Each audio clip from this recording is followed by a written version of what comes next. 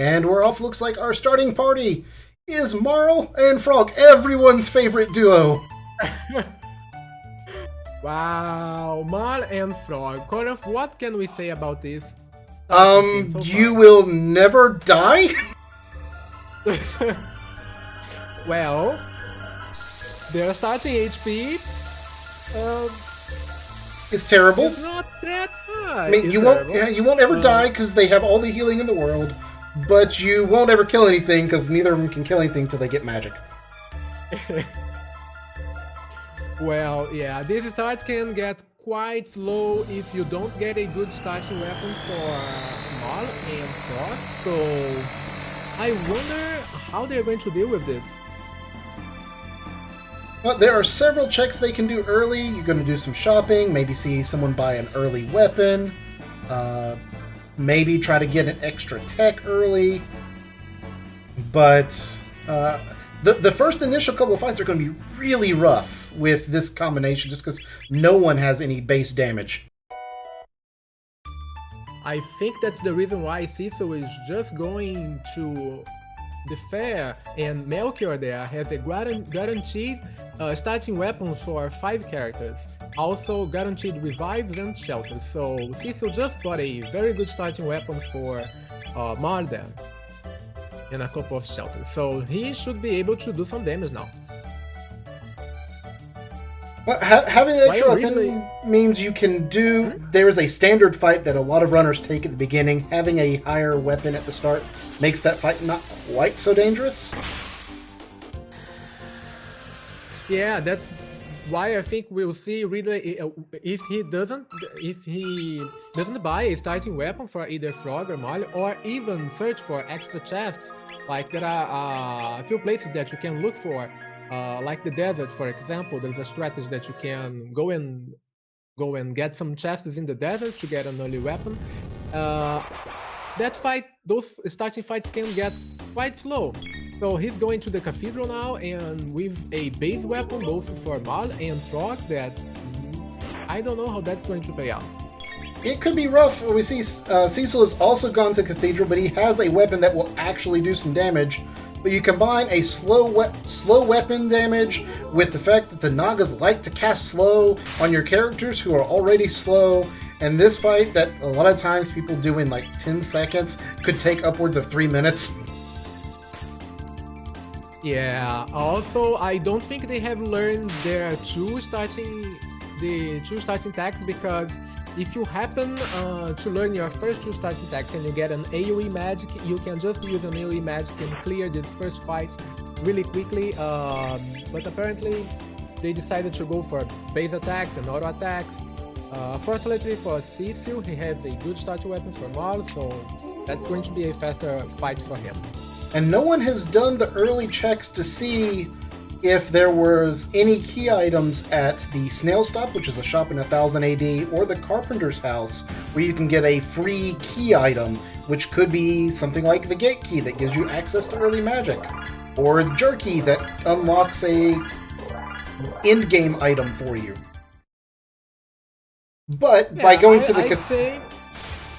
Go on. I was going to say, by doing the cathedral, we are going to see a third character, and it looks like it's Luca. So you have 2/3 of the dream team already in place. Wow, yeah, with Luca here, this party simply is another party. I mean, depending on the starting tags that we get from Luca, she has a really, really high magical power and a lot of AoE spells that are really strong and can clear the whole screen like really fast. So let's see. Whenever they enter the tech menu, we are very curious to see. So Cecil now adjusting battle speed because I think he had forgotten to do that. Maybe. Oh, and a weapon for Luca. Yeah, look at that. Some weapons for Luca, a weapon for Magus, who we don't have. We didn't see any text. We did see the battle speed change. That'll make the action bar fill up just a little bit faster for Cecil if Ridley doesn't make that change. Just makes things a little bit faster. Does make it a little bit more difficult in certain fights, though. Yeah, if you use your battle speed at 1, I mean, for the most part of the game, it's going to be okay, but when you reach like bosses like Tyranno or Lavos or Twin Golems, it may get quite tough, quite hard. So this routing, it's a little bit unusual, like rushing to the cathedral as soon as you start Jet of Time. Usually there are two possible key item checks. One of those is actually just free, as Corinth mentioned, visiting the Lazy Carpenter and talking to his wife just after that. It will give you a key item, like a free one, it's a free check, and you can buy a key item from the snail shop. So also, we usually go and grab some tabs, which are really important for the run, like speed tabs. There are two available speed tabs, one in the back of Thomas' grave and one in the residence in Medina Village. And not to interrupt, but we see Cecil leaving the cathedral. He's not going to finish off the fight because I'm guessing that means he feels comfortable with his team. Completing the cathedral does not give you a key item, but it gives you a fourth character in case your first three are not any good. So he's gone in, gotten some items, and he's basically saying, I'm happy with this team, I don't need any other characters.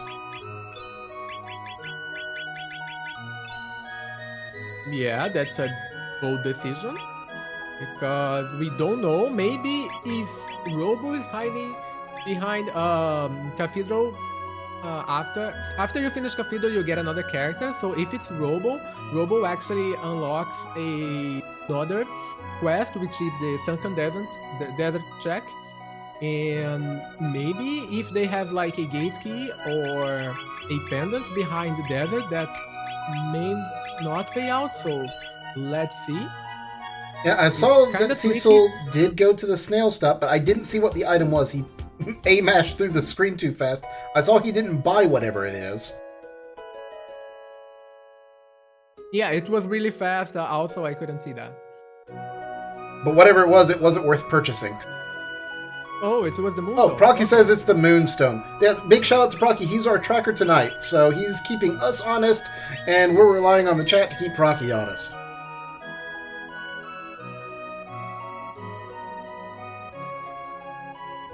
And Cecil now going to go grab a second key item, the free one from the Lazy Carpenter. This is where traditionally you would get tools. Tools are a terrible item in this game and do nothing for you. In this case, he gets a clone. That is 1/3 of Go mode for one of the three paths.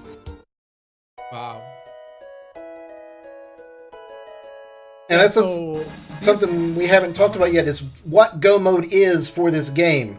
To achieve Go mode, you need to have a set of 3 items, and there's 3 different sets depending on which path you take.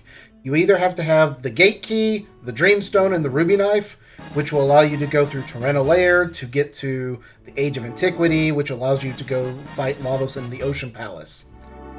The Ruby Knife, Frog, and the completed Massamoon also get you to the Ocean Palace, but you get there by going through Magus' castle.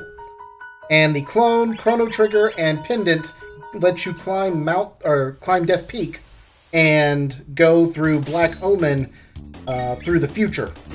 And fight Zeal 2 as your final bosses instead of Lavos.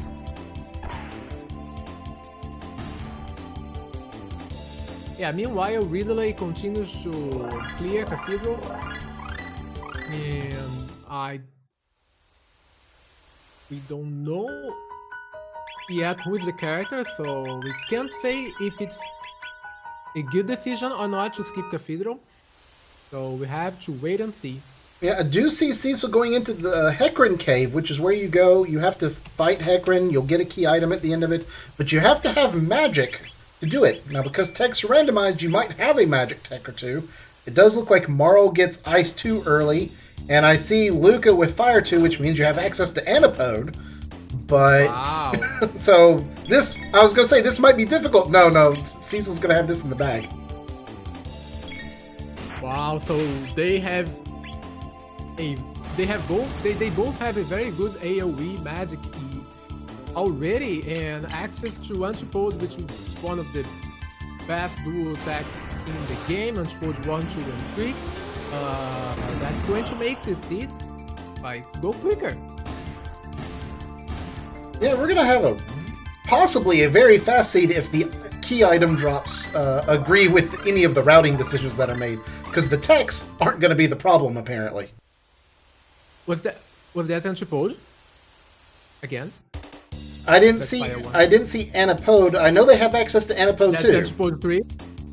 That's Untitled 3. Oh god.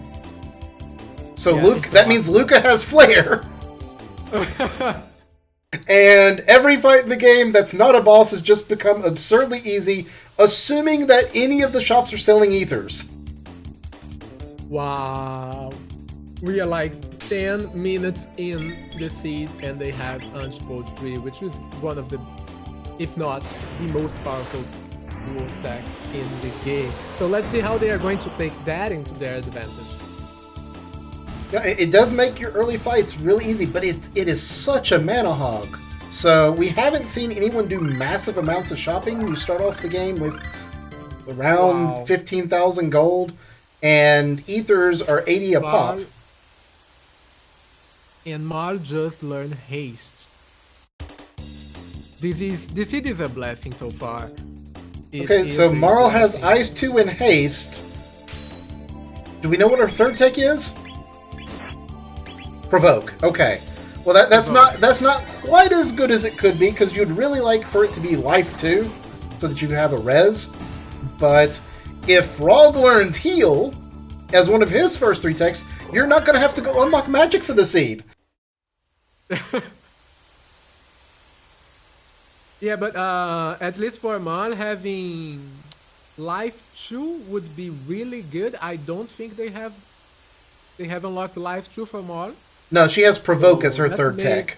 She has Provoke, so that might be an issue, because if they go to levels too early, we may see some characters dying. I mean, you can just use revives, but... Yeah.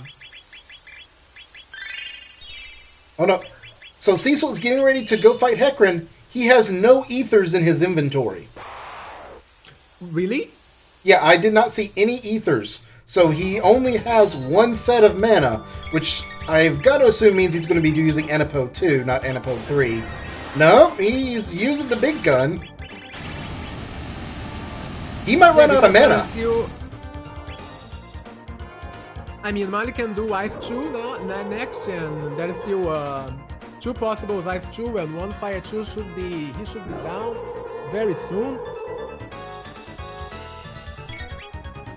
Oh, Frog's down. Yeah, Frog getting Focus Fire.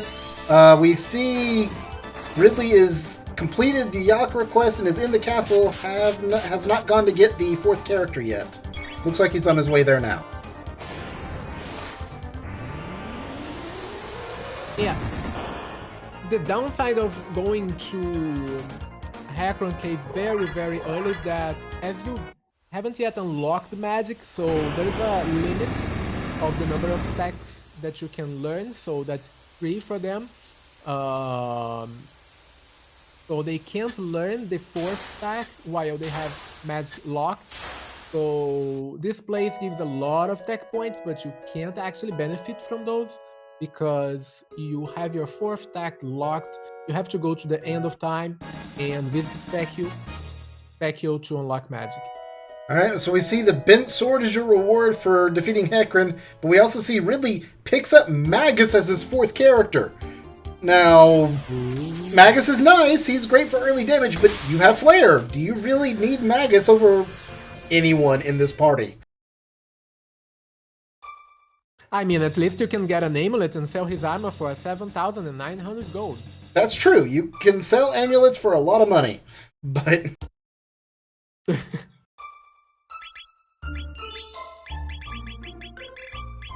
Or you can keep the amulet so that you have status protection.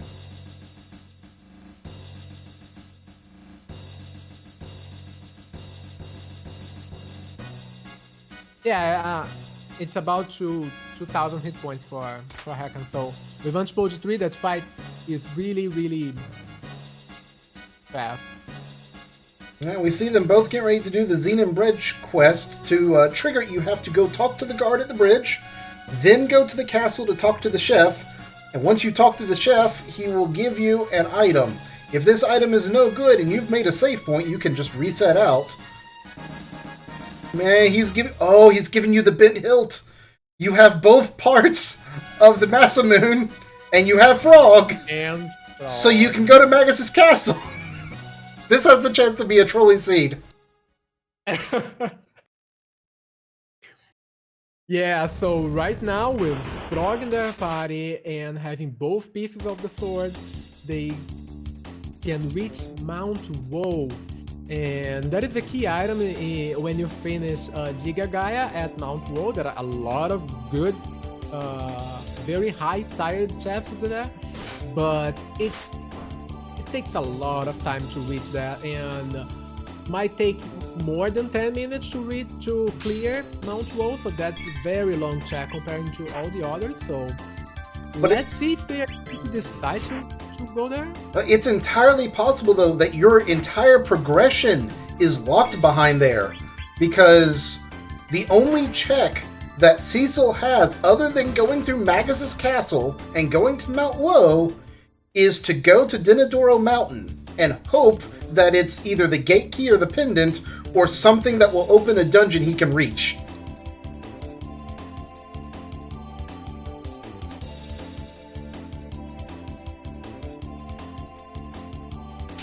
Yeah, there's a possibility of having the pendant at Mount Woe if they get something like the Jerky, Robo's Ribbon, or the Dreamstone, Ruby Knife, even Trigger. That's also considered. Wow. You could get the Ruby Knife off of Dinodoro Mountain, which technically gives you Go mode. Because you would be able to go straight into Ocean Palace at level 12. Well, at least they have Anti-Poison Flare. Yeah. That's going to be really useful for an early Magus castle. But you have nowhere good to grind to get levels, because all the best grinding spots are either in prehistory or the future, and without the gate key or the pendant, you don't have that. Yeah, at least they can clear the fights in the desert, Revive 2 really quick, and get some tech points and experience from those. That's a possibility. Usually when I see a very early Magus Castle seed and I have Ice 2, that's one of the spots that I like to go for grinding, because it's really fast, you can get a lot of chests, it's a small dungeon, so that's an option for them. Yeah. We do see Enipo 3 coming out, taking off the head of Zombor in a single hit, and following it up with ice damage, which the legs are immune to. Actually, they absorbed it and gained ice health. Damage? Yeah, the legs absorbed ice. So yeah, the head is weak to ice and shadow. The legs are weak to fire and lightning.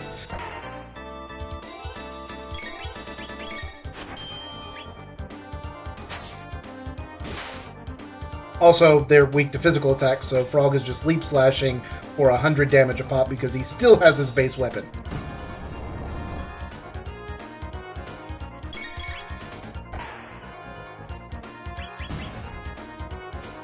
Now, really, going with Flare instead of Anipode gets rid of the legs, but that leaves the head available to cast the Doom Doom Doom attack, which is a giant laser that does massive damage to your party.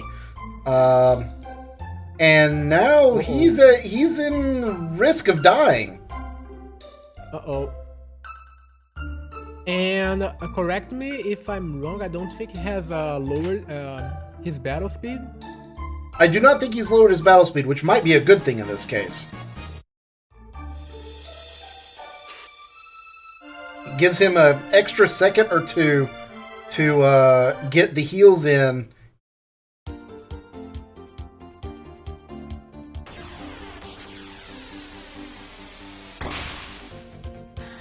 Yeah, so in this case, as the head is vulnerable to shadow, using Untitled 3 would be a very good strategy because it would deal a lot of damage and actually would have killed the head like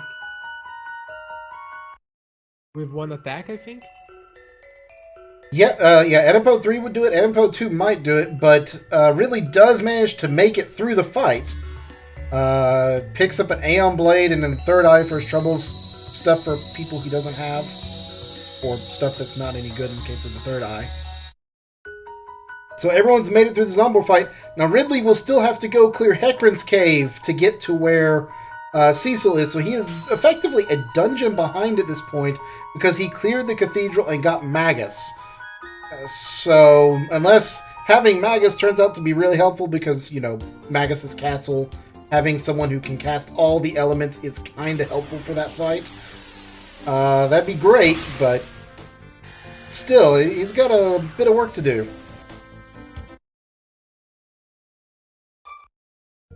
Yeah, we see now Cecil heading into the Cursed Woods where he will be able to unlock a new character because he has forged the Maximum, so that unlocks a new character there. And it is Robo. Hello, Rose. That unlocks the potential for clearing desert. Because the desert requires you to have Robo to actually get the final item, even if you defeat the boss without him. So that unlocks an extra check before he has to go to Magus's castle. So, Corinth, what would you do in this situation? You have desert open, you have a Magus castle seed, which apparently... yeah, so... Desert? No, Magus? I would probably do desert. Dinodoro? I would do desert first. It is the quicker dungeon, particularly since you have Ice 2.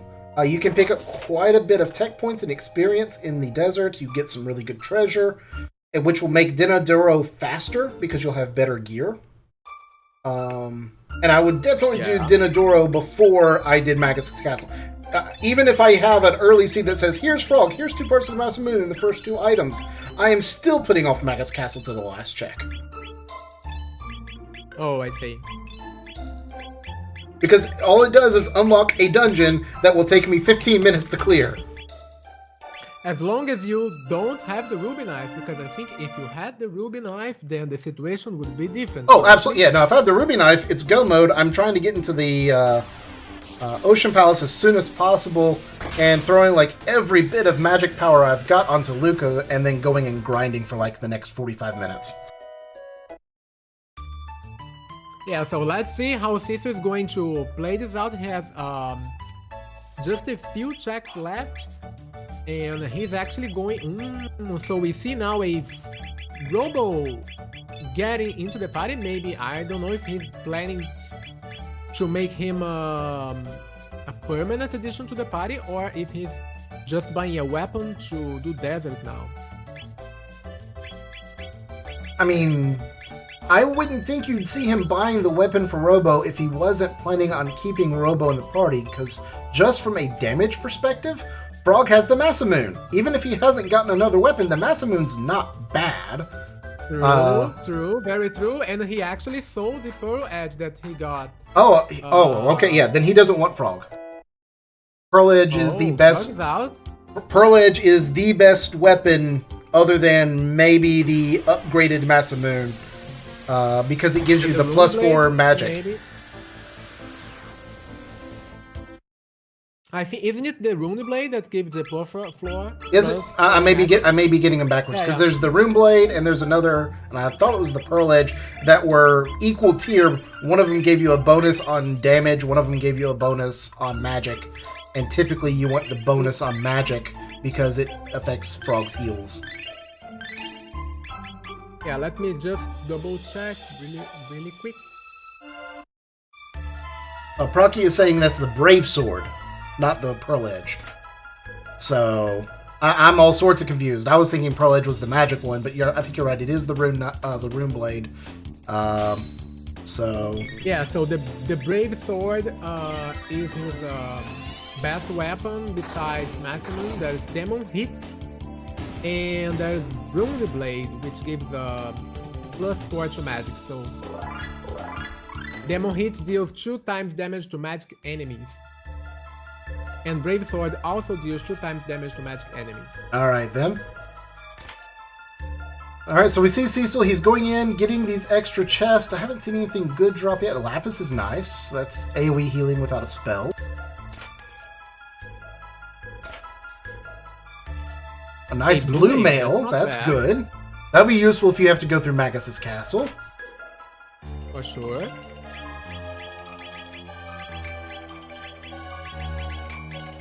I got an Aeon helm too. That's one of the better helms you can get. And I love this. Like, we're putting on like the absolute best gear we have, an iron helm, because it's slightly better than a hide cap. This fight is dangerous. If you don't have water, you have a very low chance to hit in general.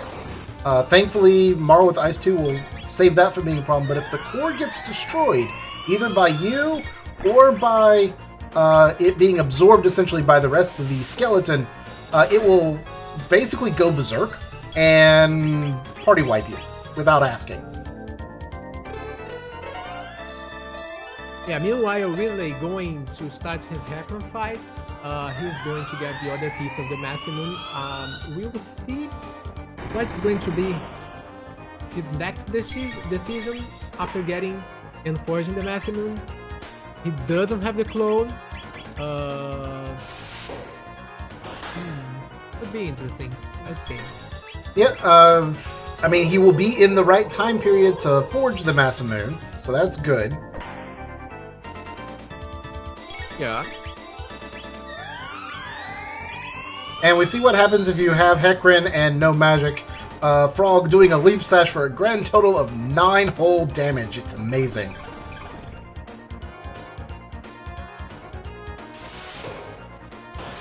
Maybe Frog with a very good weapon would be also an option for Desert, but I think that the fight is going well so far. Yeah, I mean, the head's already down, the leg is taking some damage. Marl has haste, so everyone's getting to attack really fast. I think Desert should be clearable. Although Marl and Luca are both under 100 HP, so another attack will kill either of them.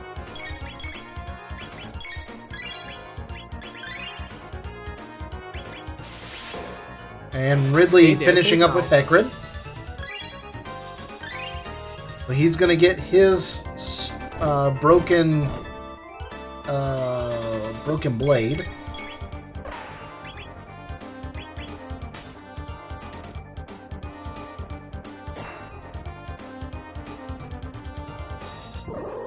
And Robo going down for Cecil. So one character down.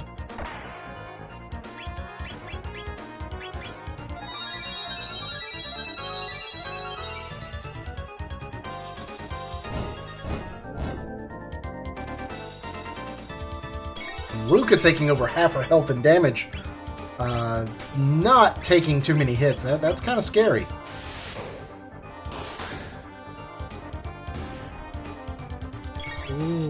The legs have fallen, so now... Down. So, he got the kill on the core, too. Getting the kill on the core gives you bonus tech points, bonus experience, but he only sticks around for a round or two before he just runs away and leaves you with about half as much experience as you could get. And we do see Ridley waiting. I was going to say, we do see Ridley getting his Masamune. So he's going to possibly be going to get Robo and maybe following up in the desert as well.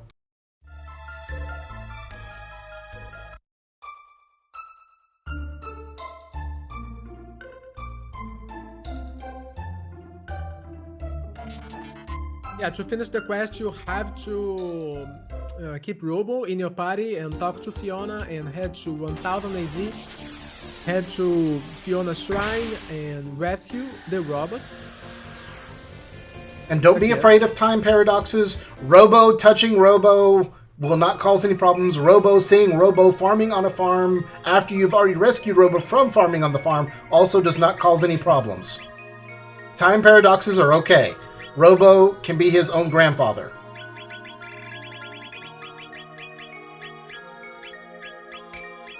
Or grand maker?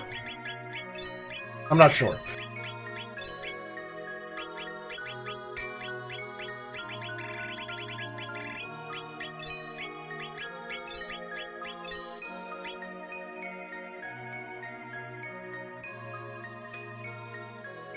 Yeah, let's see what is the key item from Fiona's shrine. Maybe that will be the game changer now.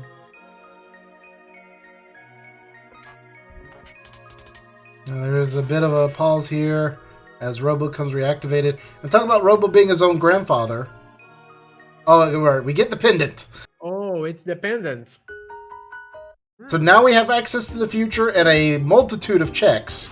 So Magus Castle probably isn't going to get run for the next 30 minutes or so. I mean, Ruby Knife could still be at Mount Woe, but they have access to another go mode now, which will need only the trigger. So yeah, we are So if they have the trigger now. Yeah, we're one item away from go mode in 2 different directions to fight 2 different in-game bosses. And they decided to start Denadoro at the same time, which is quite interesting. Yeah, that means Ridley has not gone to the desert and will not get the pendant. Be curious to see what we find here. If this turns out to be the Ruby Knife, all of a sudden the game's afoot because they will both have go mode at the same time. Yeah, exactly. Yeah, so it will all depend on which key item we get from Massa Moon. Not to be confused with the sword that Frog is currently wielding. Never, again, pay no attention to the fact that Massa and Moon are going to ask if you want the Massa Moon while you're carrying and fighting them with the Massa Moon. It's totally fine. Yeah, this dungeon is quite quick to rush through it. There are a lot of enemy skips and little movements that you do to avoid fights. So we see Cecil there doing a very quick climb and skipping most of the fights. There's actually just the first fight you have to get it, the second fight you can run away, and all the others you can just skip. And he skips the worst fight in the sequence in the game. If you immediately turn left out of that room, you start a 4-fight sequence that you can't skip. So, getting that left turn at the right height is very important.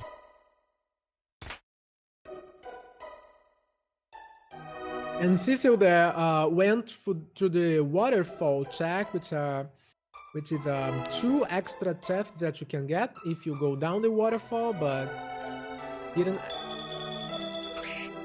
pay off, I think. Yeah, I didn't see any great items out of it. Yeah. But those chests do tend to have slightly better gear than others, so... Yeah, it's a gamble. Every time you decide to go to the waterfall and maybe it's something good. I've got some a few good items here and there, but I'm still unsure about how efficient it is to include that in the routing. Depends a lot on your current items. Yeah, I don't know. I've had that chest hold everything from mid-tonics, which are terrible, to prism specs, which is quite possibly the best item in the game. Specs, you say? So Really? It's a gamble. I typically don't take it because it seems to hold, I think, just about every item in the game. Really, I was not aware that they could have even prism specs. That's interesting. Yeah, I've gotten a prism spec before. I've gotten sight helms. I've gotten some really good stuff. That is the Blue Rock. It is the Blue Rock, but unfortunately Cecil has not cleared Cathedral and he doesn't know that Magus is available. So let's see if Ridley is going to swap Magus in. Which tech is Blue Rock? So Blue Rock enables the triple tech Omega Flare, which is Luca, Magus, and Robo, which is one of the, if not the most powerful triple tech in the game. Well, all of a sudden that Cathedral Clear might look really nice. And Ridley got... Oh, really gets the sad fights. So yeah, for those of you who may want to ever run the randomizer or are just looking to play Chrono Trigger and get through it in a somewhat efficient manner, when you come into this room, do not immediately turn left. Walk up. The safest thing to do is to walk all the way up, but you can walk about halfway up that path and then turn left, and you will have 0 fights. But if you turn left as soon as you enter the room, you get put into a gauntlet of 4 fights that you can't run from. Yeah, if you don't get that seat over there, that gauntlet takes a lot of time, like a couple of minutes, and it may actually...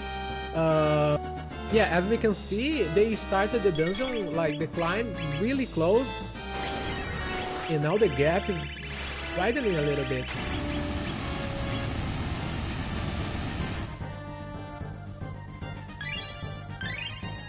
And we see Antipode 3 doing nearly 2,000 damage a pop. However, mana is still an issue. Luca down to 17 health and only 4 mana. Did Cecil buy either though? I think he did, but I'm seeing him say it has like 3,500 HP. Antipode 2 might be sufficient to kill it. Maybe. Uh-oh. Uh-oh, indeed. It's still standing. It's charging tornado energy. Normally in the game, Chrono is able to cancel the tornado energy. They don't have Chrono, so you can't. But Ice 2 finishes off Massive Moon in their fused form. Which means Luca and her 17 HP are going to survive as they get a Green Dream. That can come quite handy. So what the Green Dream does is that it gives you an auto revive once per battle. So if you use the Green Dream and you get your character wiped, or if he's dead, they will the character will auto revive once. And if it's used on like Mal or Luca with high magic attributes, we have Go Mode through the future.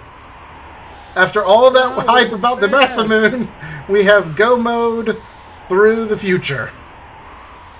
37 minutes in, Go Mode for Black Omen. That's going to be a quick seed. Now, none of the characters, except for Robo, are great at single target damage, and you have at least 3 fights where you have to have single target damage. There's a lava spawn on Des Peak, the Elder lava spawn in Black Omen, and Zeal 2 technically requires single target damage, but can be hit with things like Antipode 2 or Mega Bomb and be okay. But the 2 lava spawns have to have pure single target damage, and right now the only techs you've got for that are Robo Tackle, and presumably that means also Fire and Ice Tackle, which still use Robo. Yeah, with Fire Tackle, it's a very good single target spell for Black Omen and Lava Shell and DO2. So I think he's going to keep this team. I don't know, maybe he's going to check Protodome, but yeah, it could be Chrono, could be Ayla. We know Magus was behind Cathedral Yakra, so...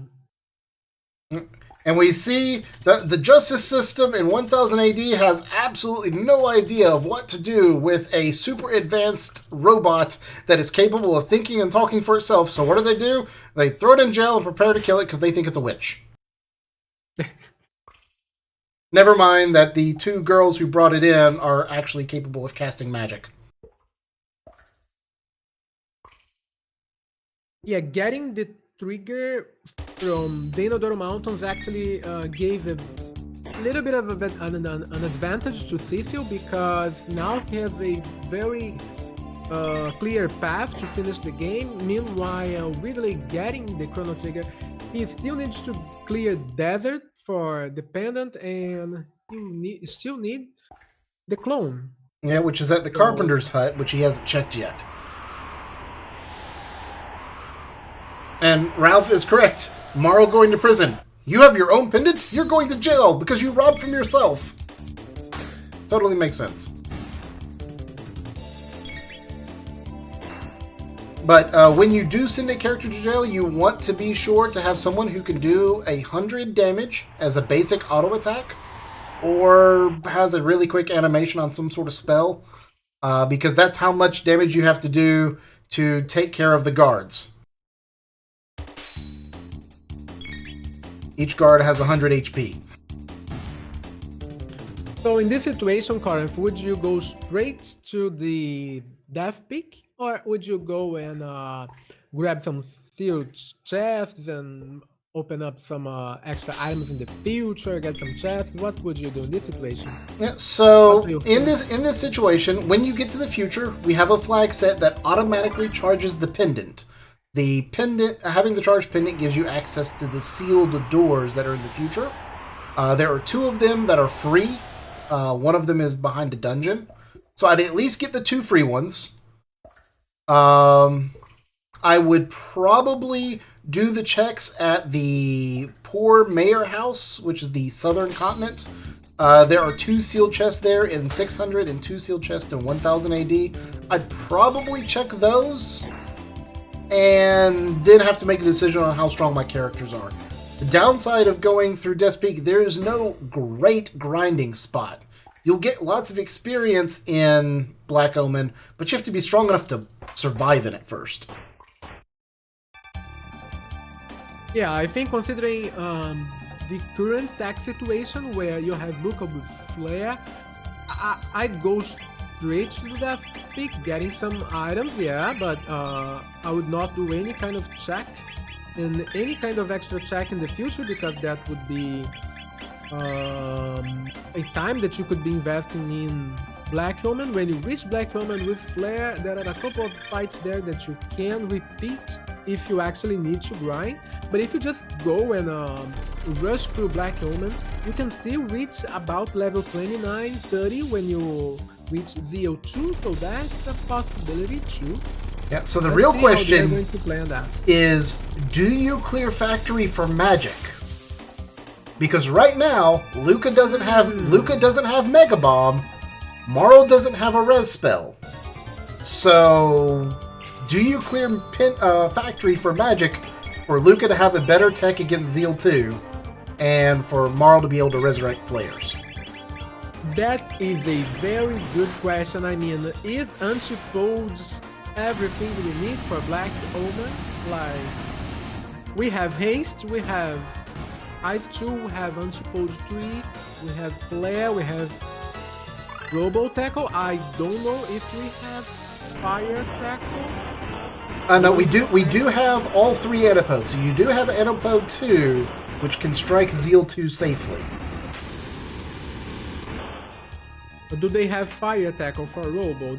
If they have Robo Tackle, then they should, because Fire Tackle is Fire 2 in Robo Tackle, or is it Fire 1? I don't remember. Let me check. I know Ice Tackle is Ice 1, but I want to say Fire Tackle is Fire 2. So Fire Tackle is Fire 1. If it's Fire 1, then no, they don't have that. Well, no, they should, because they have Antipode 1, which is Fire 1 and Ice 1. I'm kind of confused. I think they have Antipode 2 and 3, and they lack... I thought I saw all 3, but... where was Clone? Really? Oh, okay. Clone was... Crud, I don't remember now. Oh, no, Clone is the Carpenter's hut. The lazy carpenter who likes soda.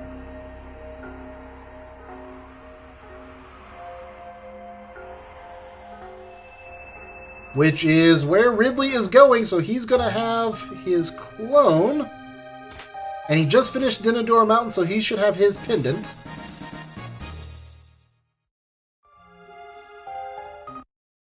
Yeah, so the pendant was behind Iona's shrine. So you had to get both pieces of the Massive Moon, go to Frog's Burrow, unlock Robo, and do the desert to get the pendant.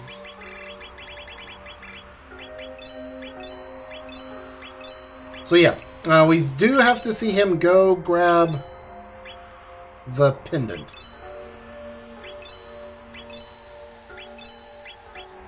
But I mean, it's the last available check, right? So Ridley is going to the desert. Unless he wants to go through Magus' castle. True. I don't think he's going to, but I wouldn't think so. let's see. That would be a very. Now, I mean, I still don't think it would be it wouldn't be any faster, but it is entirely possible. Magus Castle leads to Mount Woe, which is holding the ruby knife, which gives you go mode through Ocean Palace. That is entirely possible. It is entirely possible, yeah.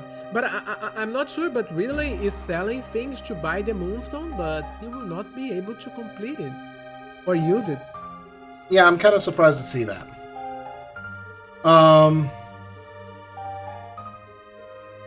So I was asking, what is a fast go mode? Anything under 45 minutes is pretty fast. Cecil had go mode at 35-ish. Yeah. Which is one of the fastest possible go modes. Every once in a while you'll get like the Miracle Seed where the Snail Shop and the Carpenter have 2 parts of go mode and you get the third one from doing Xenon Bridge, and you can in theory have go mode in 15 minutes. But 30, 35, 40, that's fast and puts you on pace for a sub 2 hour seed. Well, I mean, they have 1 hour and 30 minutes to complete Black Omen and do a sub 2 seed, though. I think it's doable for them. Yeah, and we do see Cecil is going straight to Death's Peak and is starting the climb. He's not going to even talk to little sheep doll. He's just going to stand behind it and go. Cecil decided to skip magic, so we will not be seeing Life 2 for more. Now, Robo and Magus, and Ayla for that matter, who we haven't seen yet, do not have to unlock magic to get access to all their techs.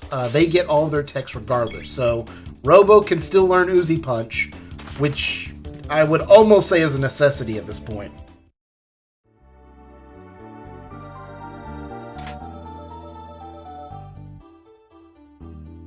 And Ridley decided to buy the Moonstone. That's an interesting thing. I think he has forgotten that he can't make it to the past yet. And he may not remember that he can do desert.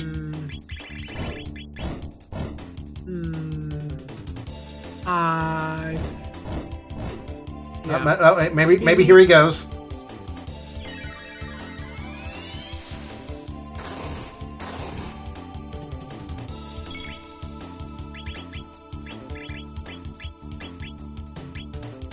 Maybe not. I think he's like debating what to do now. I don't know if he's debating or if he's just forgotten that he's got Robo and can clear desert and get the key item for it. Yeah. Because it looks like he's looking for where he needs to go. Or maybe just buying a lot of shelters and such. Maybe he's getting ready for a Magus Castle. Cecil got a crisis arm, so that's going to be a dangerous. Really good for the fight. Yeah, dangerous strategies going on right now with crisis arm. Yeah, so the way Crisis Arm works is the first digit in your HP, meaning the ones place digit, becomes a multiplier for your damage. So if your HP ends in a 9, you do massive amounts of damage. If your HP ends in a 0, you do 0 damage. Literally 0. So having that without having the capability to force maximum 999 HP is potentially dangerous because you can't guarantee you're going to have high damage rolls. And Ridley is going into Magus' castle. Ooh. Or at least... That is a bold decision. At least doing the prep for it.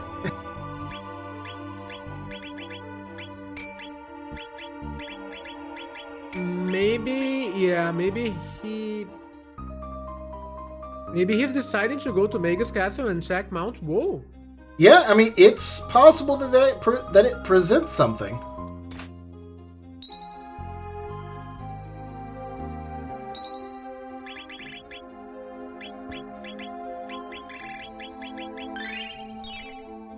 As we see, Cecil is now getting ready for his fight with the lava spawn.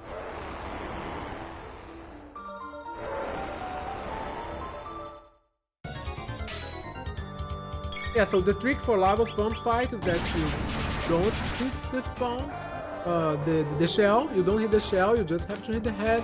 If you hit the shell, he's going to counter attack with an physical AoE, which hits quite hard. So you should avoid that. Oh, they have fire tackle. That's awesome.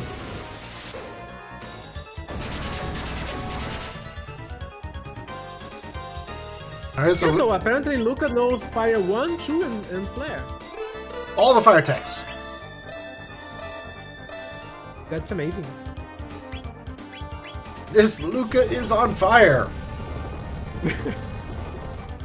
Oh, Marl takes a big hit, goes down, and has the green dream to bring her back up at full HP. Never mind. Yeah, I think he's broken. He should be checking his notes to see what to do right now, maybe. Yeah, I am somewhat shocked at the Magus play, which suggests to me that he has forgotten he can clear desert and get an item.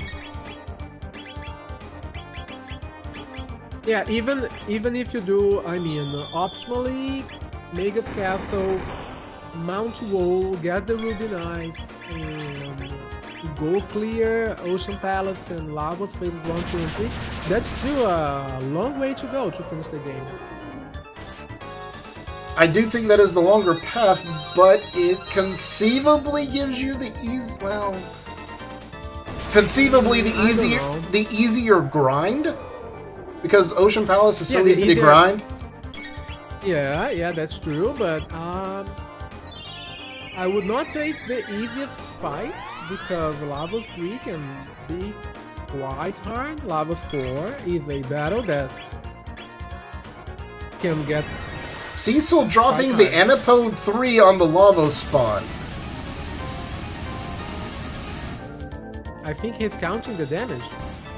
Apparently so. Yeah, if that doesn't kill... Yeah, if that didn't kill, his party possibly gets wiped. That was a nice strategy there.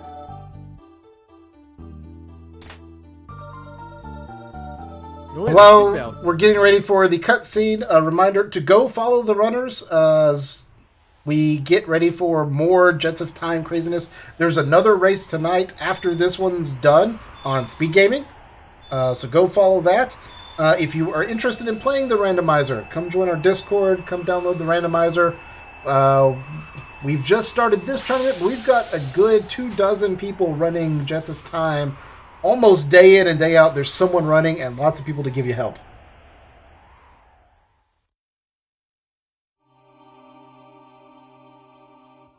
And we also have weekly races that will be here on Randomania every Sunday, starting at 7 p.m. Eastern, I think is the start time, that are not tied to the tournament, that are just community races. I think this week we are actually doing an easy mode race with some of our newer runners. Easy mode, where you will get better items, better drops, does not actually change the damage anything does, just gives you better gear to deal with it. Yeah, so right now to enter the Black Omen, there are a few laser turrets that if you can't outspace them, if you don't have enough speed, they can actually wipe your party. So I don't know if he has black fasts or blackmails to avoid and absorb that damage. I But haven't let's seen see. that. He has a very slow party. Because Robo, Luca, and Molly are the slowest of the seven. So at least he has a speed belt that will. Oh, there's a factory.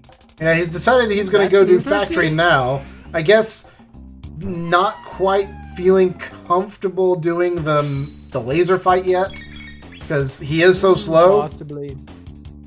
And so this gives you a chance at, I think, 5 different chests if you take the short route, and a little bit of XP, and you'll learn some techs as you climb the Black Omen. What is Ridley missing for Go mode? Ridley does not have the pendant, which would allow him to go the same route that Cecil is going now. He's also missing the Ruby Knife, which would allow him to go through the Ocean Palace after completing Magus's castle. So Yeah, technically, so after he finishes, yeah, go on. Go ahead. Yeah, after he finishes Mega's castle, he'll enable another check. Actually, he has access to the desert now, which would be an option, but we don't know if he has forgotten that is an option for an extra quick check. So let's see if he's going to roll next. I've got to imagine he's thinking it's got to be woe or nothing, because if you were thinking, oh, I need to go to desert, you would do it first. It's so quick. Yeah, it's very quick. But, I mean, the nice part about this is we do get to see some interesting fights that we won't see on Cecil's screen. The fight against Slash, fairly dangerous. The upcoming fight against Flea, very dangerous. Very dangerous. Yeah, that's interesting that we are getting to see different parts of the game, different dungeons and different bosses. And then we get to see who Magus really is, because it may not be Magus. It can be anyone.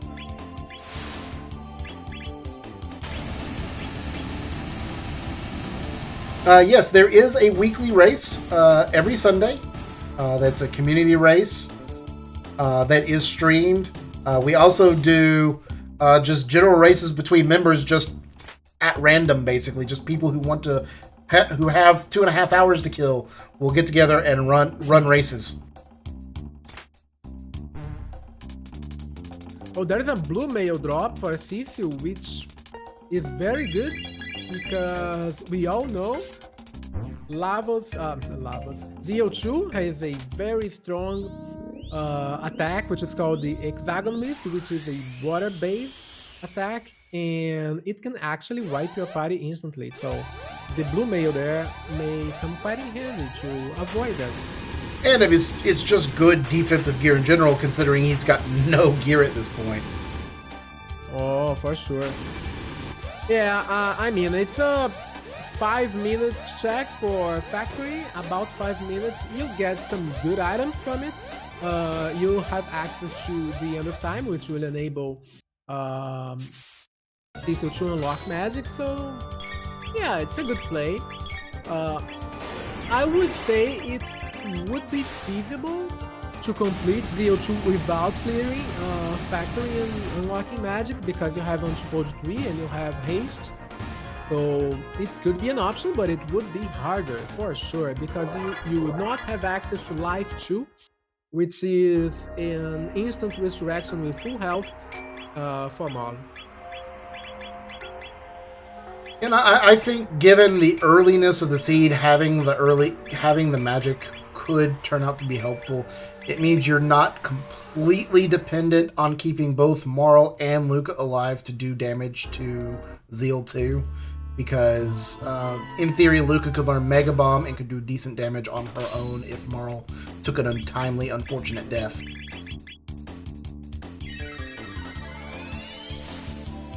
There's an option to use the Green Dreams too, because then she would instantly revive. So let's see if he's going to use the Green Dream. He's unlocking magic. He will get access to life too, so using the Green Dream would be an extra bonus for keeping everyone alive. And we see Chrono is stranded in the future, and I'm fairly certain no one's going to talk to him. He's just going to be stuck there forever. Oh, poor Chrono. Why Chrono is not going to... I mean, maybe a rainbow shows up and they decide it's worth it. Yeah.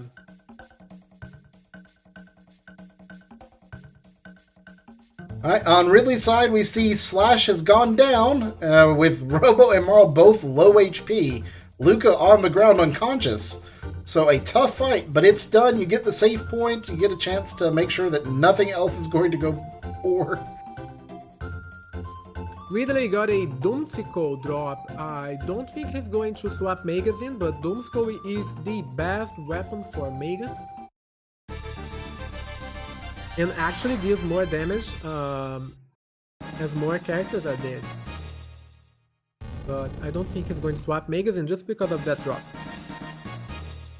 Yeah, I mean, there in the vanilla speedrun, there are some interesting strategies using Magus, a Doomsicle, and a Berserker.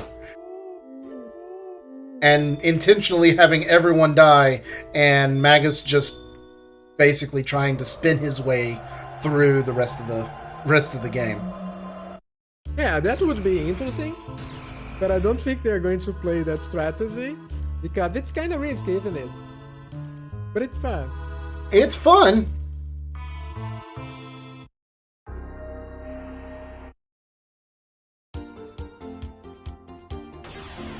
Okay, after much preparation, after unlocking magic, after clearing the factory, after getting the consumables, he's still... Okay, he's still getting the consumables. I was gonna say he's gonna go shop. Yeah, he's going to go shop, and he might be starting Black Omen soon. We can see, as we remember, the go mode for Black Omen was about 35-ish, 36 minutes, and that's still 25 minutes, and that's still preparing to enter Black Omen. So that's how. Yeah, I mean that includes the climb. That includes the climb of Death's Peak and such. So. Yeah.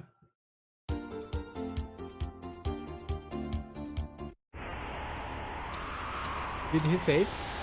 I don't know. I know he didn't go visit the validation cat, so his run isn't valid. Oh, yeah. He saved. Okay. 38. Yeah, 38 minutes. So that explosion from the lasers, they do a lot of damage, and if he isn't fast enough... Luca's down and is up with a green dream, but the battle timer will reset. But Molly doesn't have MP to cast Ice too, so that's bad. Trying to get Ethers onto Marl so she can cast Ice. Hopefully it will do the 400 damage required. Okay, we're good.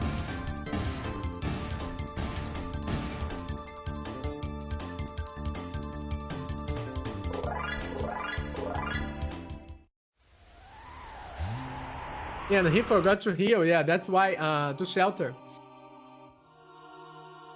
Find the save point. Go save again. Use some ethers. Meanwhile, Yeah, Ridley still, is fighting Flea, and Luca is confused. Robo's out of mana.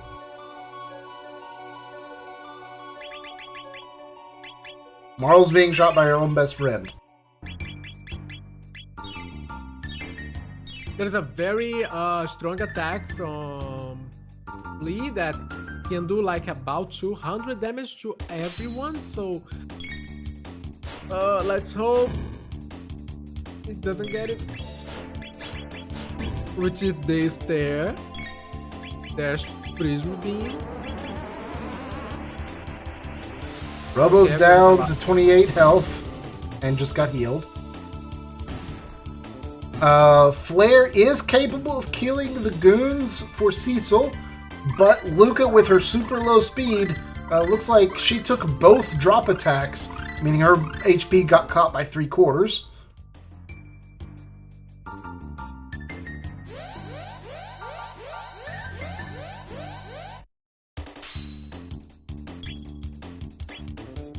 So Black Omen is a really kinda long dungeon that you have a lot of bosses to go through. There are a few mutants, and they are only vulnerable to magic.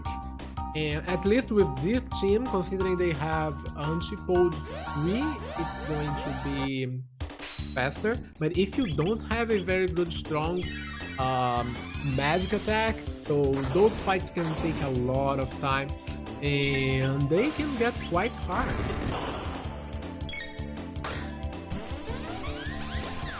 Alright, so we're still seeing the fight going on here. Cecil's using laser beams to try and destroy the portals, which was successful. Yes, there's there. Everyone took a lot of damage. Uh-oh.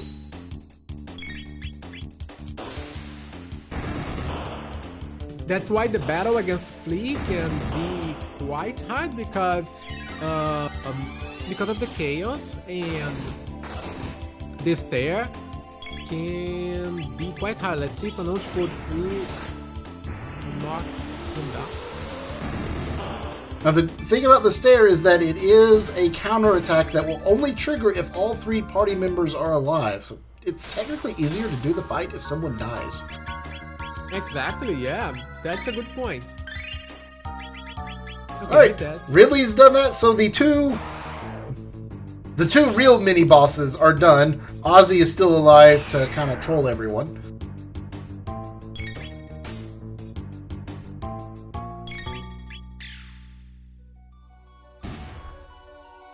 It looks like Cecil is going to go for killing these orbs. A lot of people will run away from these because they're so hard to kill. If you manage to kill these small eyeballs, you get bonus XP and tech. He got one, almost got the second, but he'll get 50 tech points, 500 experience, and they drop gloom capes. Which you're like, well, why do you need to drop gloom capes? No, he doesn't have Magus. There is a store in the Black Omen, and it is guaranteed to have an amulet and generally 2 or 3 other good items. So anything you get at this point that you can sell for money is good, but I think the gloom cape might be not sellable. True, I don't think the gloom cape is sellable. So he will not be able to grind and get a lot of those. So I just realized that I actually generated the seed, and as I generated the seed, I can look at the spoiler log. And I looked at it, and I saw what we had at Mount Woe. Oh no! Oh no! Let's see how Ridley's reaction is going to be. What's going to be his reaction after he sees the item from Mount Woe? I'm very curious right now.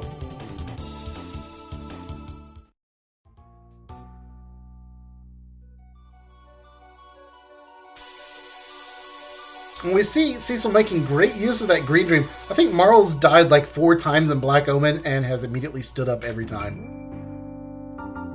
Yeah, Marl and Luca, they are the best to use the green dream on because they can resurrect with almost nearly full health. Right. Now, your characters with lower HP can get full health, but even Robo, who has the highest HP in the group, would still heal for most of his health. Yeah. And we see another green dream for Ridley.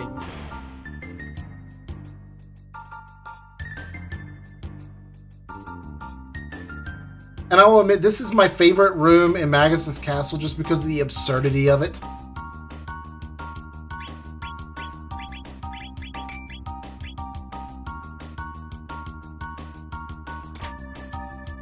And Cecil got a Wonder Shot! Wonder Shot!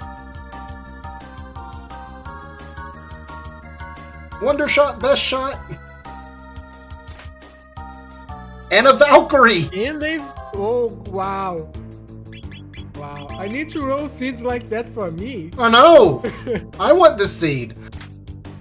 And he has hit the shop now. The question is he going to find like prism specs in the store? A Mega Elixir. Oh, that's huge. Omen's loaded. Alright, he's equipped a magic seal to improve his heals.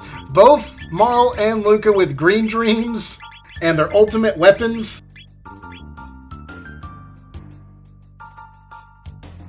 And we get to see the shop. The shop has an amulet, time hat, that's nice, and a bunch of elixirs. So... yeah, maybe he's going to sell items to buy the elixirs. Don't know if the others are the time hat. I didn't see what hat Marl had. The last time I saw Marl's equipment, she was wearing an iron hat.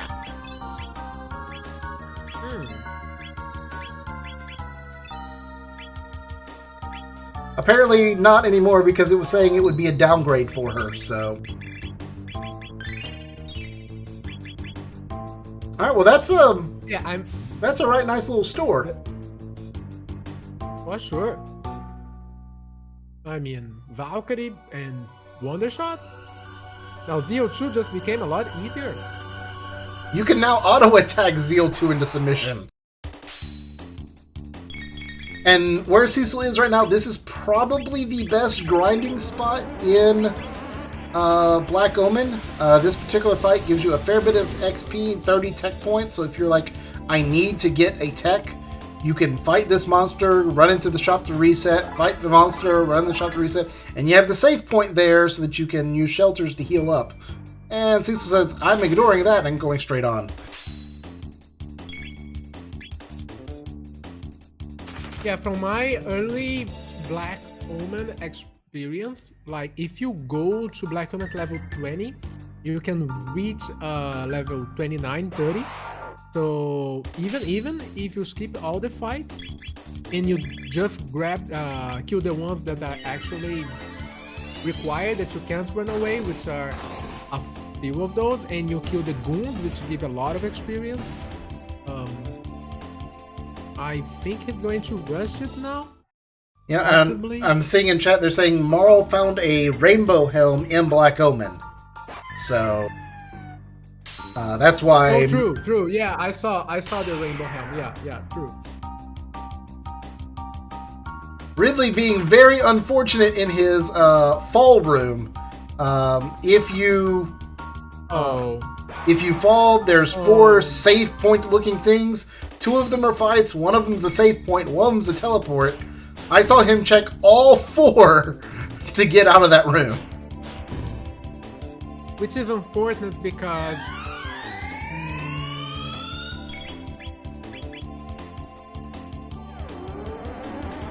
He could get the other goal mode soon enough. Okay, it's clear now. Well, again? What was that? He ran into the pit that's right in front of Ozzy instead of going up the right-hand side where it's safe. Now we see a Kaiser arm in the Black Omen, which generally like, oh, that's a pretty good arm from Rumble, but Rumble's got a crisis arm. We don't care. As long as Cecil can manage to keep Robo at a very high HP, I mean, with the last digit being like... Oh, Nova Armor! Wow. Not particularly helpful for the Zeal fight, but very helpful for the Elder Lavo spawn. Nova Armor is status protection, kind of like a pendant would be. And for Terra Mutant too, because he can cast obstacles. That's right.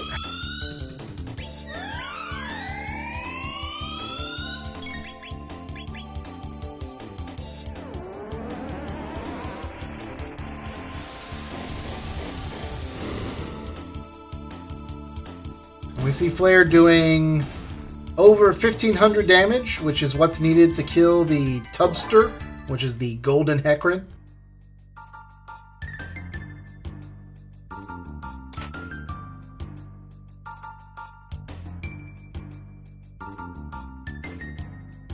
Speed belt's dropping for Ridley, so he's going to have the potential for some extra speed. Speed belts with this team, very helpful just to get everyone off that horrible 8 speed stat.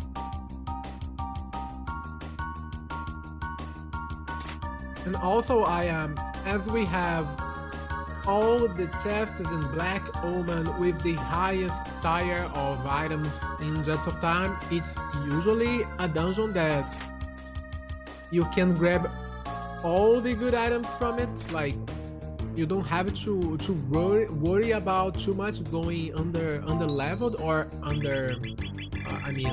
without good items. So as we can see, Cecil got a lot of good things like Rainbow Helm, Wonder Shot, Nova Armor. So that go mode is really good to get some very important items for late game. Yeah, I was about to be very disappointed. I saw all those tabs sitting in Cecil's inventory. I was like, no, you know who your final party is. You need to use those tabs because you're getting ready to go into the most annoying fight in the game. This is one of those fights. Go ahead. I was going to say, this is one of the most annoying fights because the creator said, "You're right, we're going to make this monster." Okay. You can only deal damage with magic. All right, we've done that before. But if you use magic on it, it's going to drain your MP. But you need the MP to use magic. Exactly. So by killing it, it makes it harder to kill it, as it's the only way to kill it. So that's a very rough fight.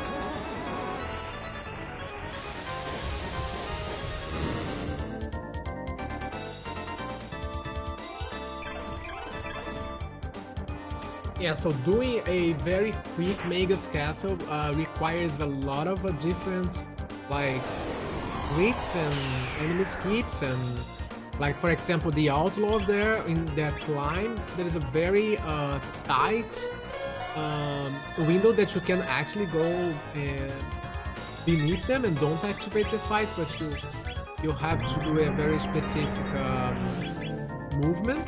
You can't like use the right direction, you have just to go up, like go up while holding up, and you go to the upper right while holding only up. It's kind of tricky, but that's how the way we used to skip that fight.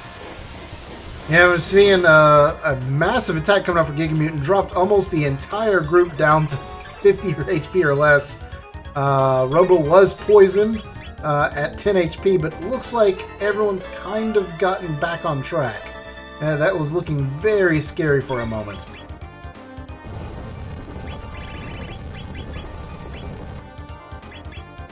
Oh, and Robo is down. Maul has learned ice or life too, though, so not nearly as bad. Going for magic has now just paid off. For sure. I was half expecting that attack to do 500 damage and immediately kill Robo again. I do think he has the Nova armor right now. Yeah, he does. And there's something interesting to keep in mind for anyone who's new to Chrono Trigger, may not know all the ins and outs. If you have a status effect on you, such as poison or slow, not only do you have the status effect, you also have your damage dramatically reduced. Flare is doing 250 less damage than it was before Luca was poisoned. So that's what makes some of the status effects just absolutely terrible. Is, oh, you're slowed. It takes you longer to attack. Not only that, it means your attacks don't do anything in the main place.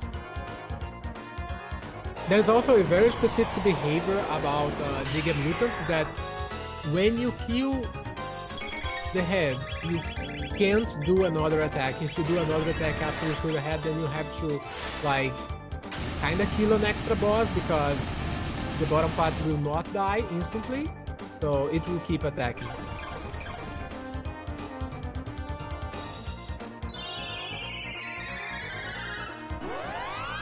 See more speed belts for Ridley as he's getting near Magus Castle, and I did see X-Raccoon was asking who's going to be Magus' seed. That's something to keep in mind, is Magus can be anyone, well, any of the player characters. It is not necessarily Magus. So, each person would have their own ultimate attack that is based on their player character tech. So, like, Luca would be using Flare. Marl, I think, uses Hexagon Mist. Chrono uses Luminaire. Ayla uses some sort of non-elemental blast that's stupidly powerful.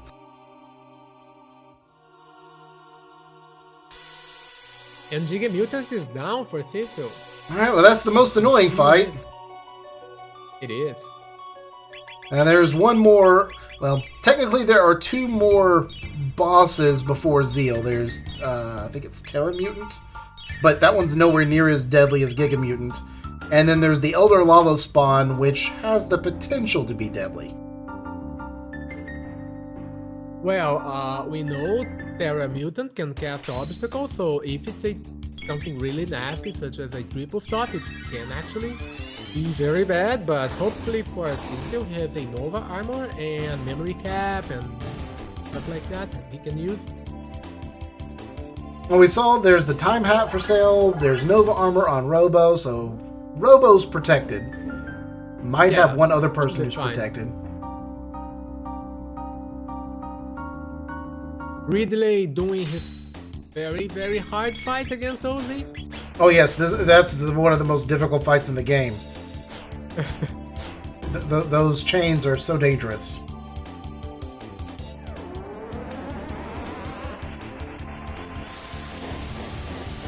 But that means we are getting ready to see who is Magus, so get your guesses in now for who is actually responsible for summoning Lavos in 600 AD.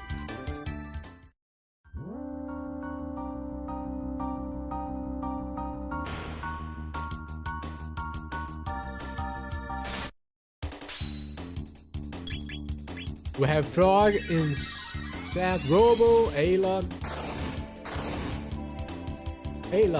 Robo, Chrono, Chrono. I have never actually seen vanilla Magus in Magus's Castle in the randomizer, so I kind of want it to be Magus. Although it would make sense for it to be Ayla, since that's the only character we haven't seen. And that's why we haven't seen her. Yeah. And it is Ayla. So the reason we haven't seen her has nothing to do with her hiding out on Dactyl Nest. She is totally the one behind all of this. It is all her fault. The lady who has the mystical powers of summoning tails of dragons through time is also responsible for summoning Lavos. And her ultimate attack, which is a very, very powerful non-elemental attack, and hit quite hard. I don't know if Ridley has barriers to use in this fight, so let's see how it's going to play it out. Well, he's getting very lucky with a only shadow damages first barrier, because that means Antipode 3 can be used. And do 3k damage. And instead, he just healed.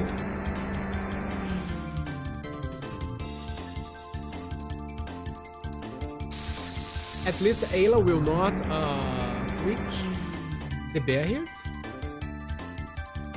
Oh, and he decided for a laser spin. May have forgotten that Antipode changes its element to Shadow as a combined tech. Yeah, true.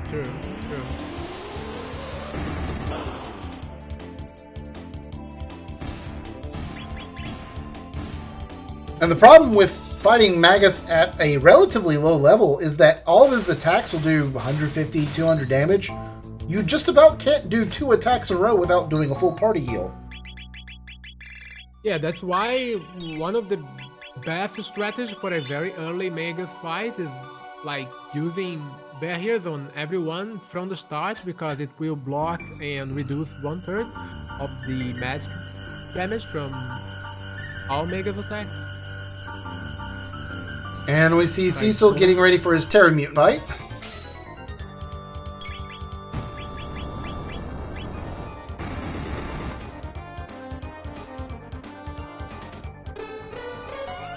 And fairly standard strategy coming out. Marl hasting everyone.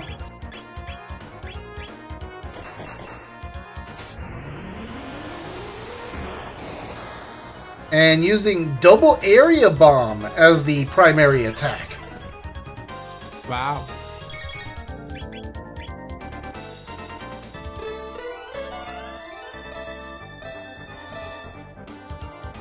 May not be the most damage, but it does mean you don't have to replenish mana after every 2 attacks.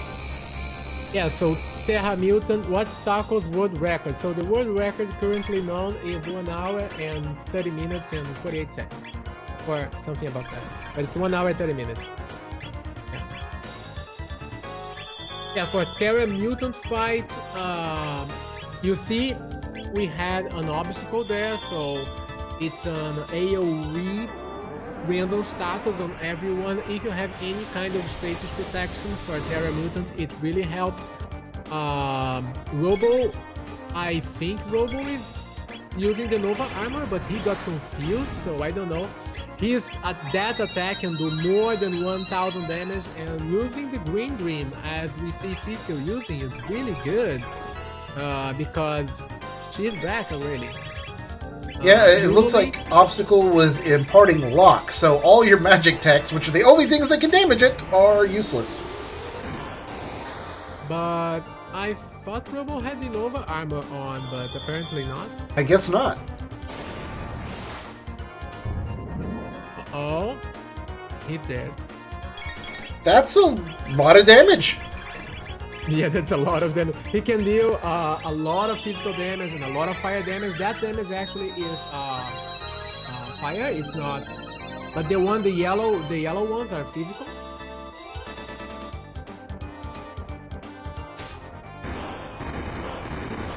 All right, we see Luca using the last of her mana. Meanwhile, Ridley still fighting with Ayla. Ayla going into a lightning barrier, which they have no lightning damage. This attack, like a meteor-like AoE attack, is fire. So if you have fire protection, like red mails, red vests, it's very good to use for Terra Mutant because of these. He has 2 attacks that are fire-based, so that also helps. So status protection, fire protection, really helps.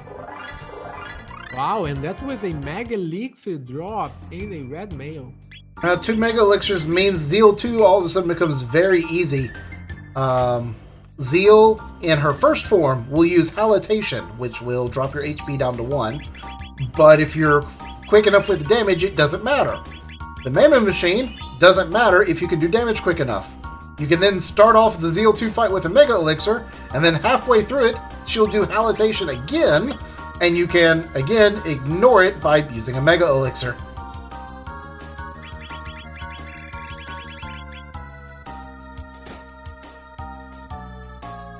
Yeah, having a Mega Elixir for Zeal 2 fight is going to come pretty handy for Cecil. But before then, you have to get through the Elder Lava Spawn, which is not an easy fight.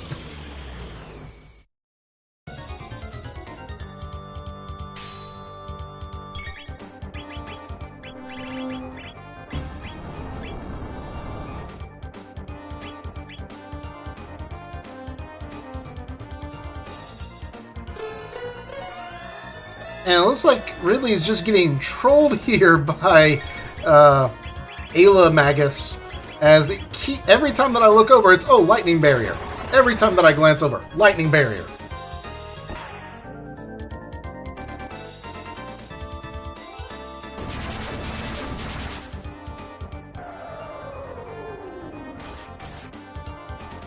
Yeah, and he needs Robo to heal to avoid getting body wiped. So Robo can't attack for more damage. Yeah, and we're also starting to run low on Ethers, and Robo's starting to run low on MP. That's not good.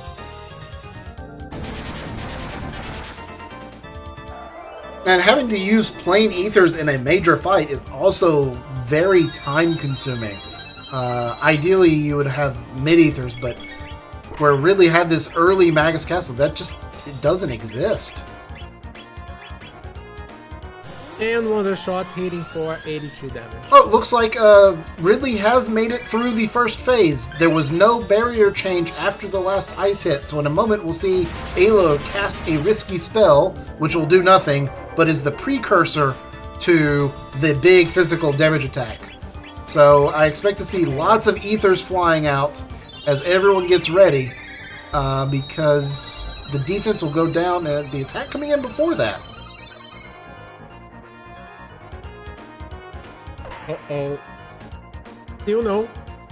Now we're back to the barrier change. That's unexpected. I wonder if it changes barrier if you attack before the change. Oh, and lava spawn. Uh-oh. Yeah, just looking over. Luca and Morrow both down.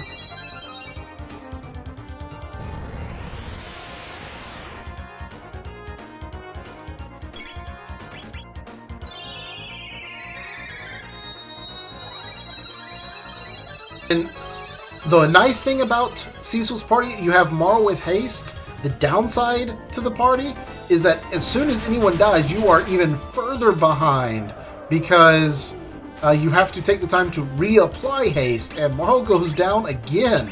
And he's deciding to go for the kill instead of reviving him.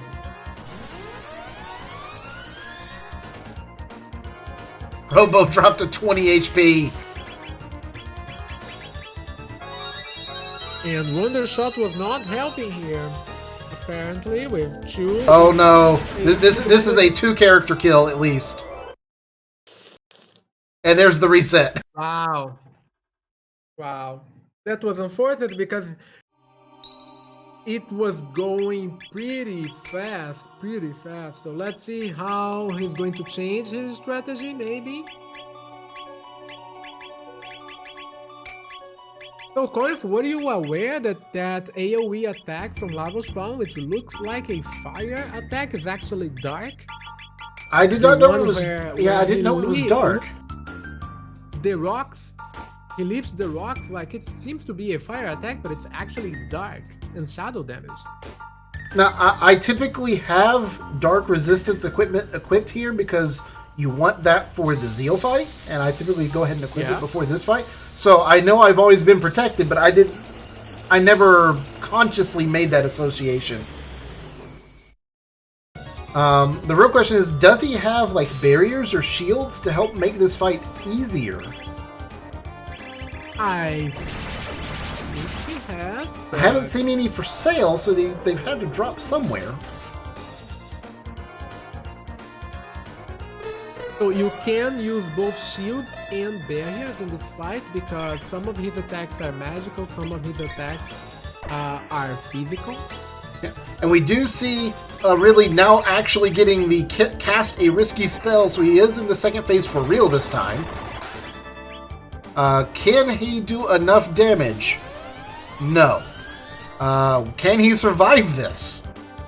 Wow, possibly not. Luca survives. Marl has a green dream. Wow. And so did Robo. Robo! They got up. So yeah, the healing done by Green Dream is based on the magic stat of the wearer. It's basically like they cast life on themselves. But it's based on their magic stat, which is why Robo healed for almost nothing. Morrow, Luca, Frog, Magus would all heal for full health.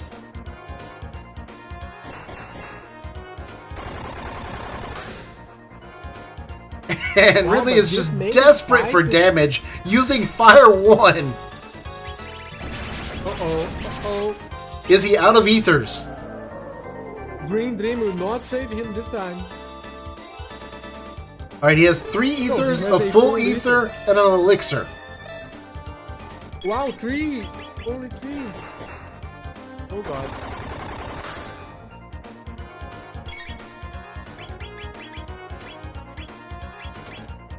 Oh, and he's taking the time to throw the ethers, but he's about to get hit by that energy flare again. And Luca's gonna go down. Marl's gonna go down. No one died. Wow. Everyone's under 50 HP. Oh my goodness. Oh wow. And he's just gonna go for the kill. He's just gonna straight up go for it. Instead of throwing an ether onto Robo so he could cast Heal Beam. He got the kill! Wow! He gets an amulet for his troubles, but he managed to survive with like no health, no items, no levels. Guys, I'm hyping chat for Ridley right now. And completely ignored during all of that, Cecil is fighting the panels, which means he got past Lavos. We completely ignored the Lavos spawn fight. Yeah, Cecil got Sorry, through Cecil. the lava spawn. Obviously, the second time was much easier. I mean, when did he start the fight against Ayla? Before the It must have been. like 15 minutes ago. Yeah. So the nice thing for Ridley is that, okay, he can go climb Mount Woe, but there's also 2 stores for him to check. One of them is the store, which is kind of like the store that was in Black Omen, where it was, has a guaranteed amulet, some other good items, but it has a second store with it, so you have even more chances for good items.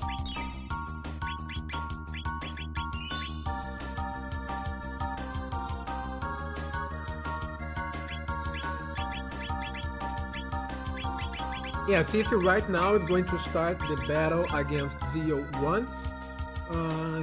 She will use Halation a lot, which will bring all your party members' HP to 1 instantly.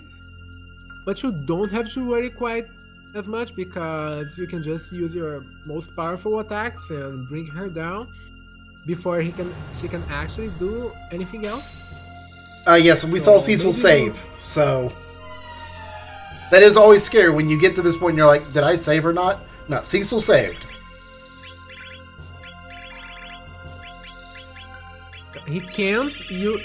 Oh, he decided to heal. He may be thinking he doesn't have fast enough damage because Robo Uzi Punch would do 0 damage at this point. But there's an option with Shock.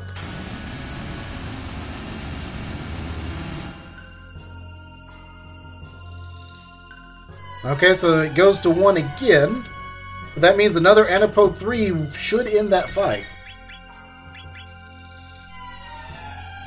I think she has about 5,000 HP.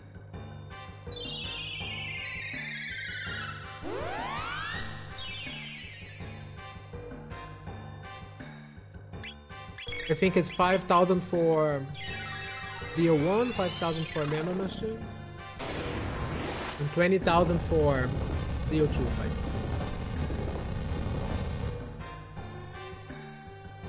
Procky pointing out he's healing yeah. as backup in case he misses the menu glitch. One of the few glitches that's allowed in the randomizer with the no glitches flag set. If you press X on a black menu screen, such as the one that Cecil just passed through, or between Lavos 2 and Lavos Core, there is a couple of frames where you can actually access a menu so that you can use healing items, change equipment, and the like, to make the long string of fights more bearable. Which is one of the few reasons that, like, Lavos at level 30 is doable.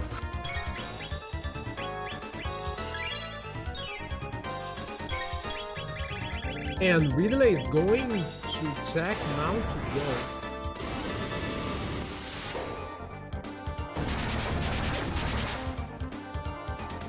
We see fire tackles going on the Mammoth Machine. Mammoth Machine is down, which means Zeal 2 is all that's left. The fight typically takes 7 to 10 minutes.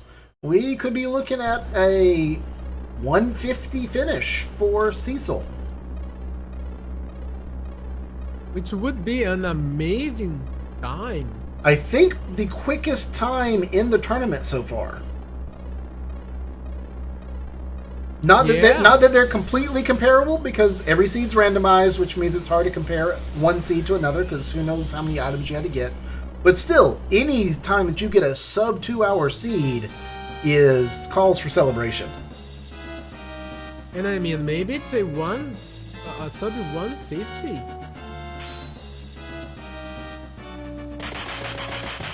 That said, this is not an easy fight. If you don't have black males and or white males, Zeal can put out a lot of damage really fast. And if she starts throwing out the Dark Gear Shadow or the Hexagon Mist, you're in for a wild ride.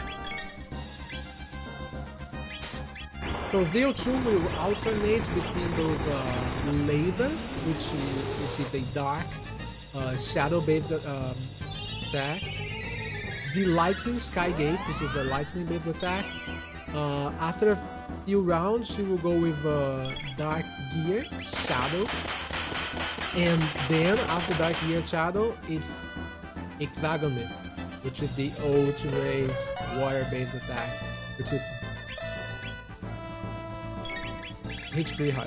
And we're seeing really taking time to fight the Rubbles. Those who may not remember from their vanilla Chrono Trigger days, the Rubbles have very high dodge defense, but if you manage to kill them before they run away, you get massive amounts of experience and tech points. Unfortunately, Ridley still hasn't unlocked magic because he doesn't have access to the future or the gate key, so he can't get tech points on Marl or Luca. They're still stuck with 3 techs, but at least Robo can learn techs. If you decided to heal instead of using another fire tackle, which means he... And Procky's right. Ridley is making good time for the route that he has chosen.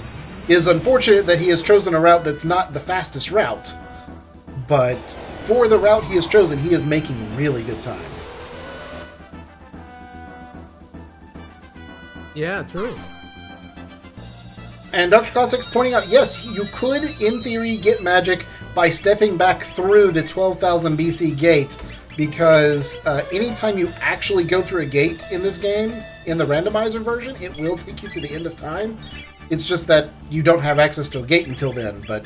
And normally by the time you get to this point, you either already have magic or you don't care about magic. But yes, he could, in theory, go back through the 12,000 BC gate to get there. And yes, the gates will open without pendant or gate key. Uh-oh, Hexagon needs water. Uh-oh. Who has the blue mail? Hopefully Marl. Actually, Marl and Luca both have blue mails. Oh, good. Oh, good.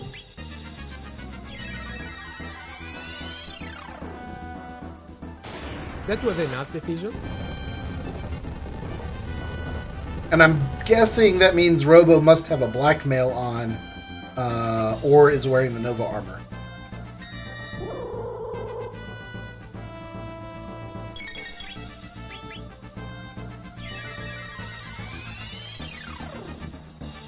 And so we're seeing Anipo 2. So the trick with Zeal 2 is you don't want to hit the hands. If you hit the hands, the left hand, I think, drops your HP to 1.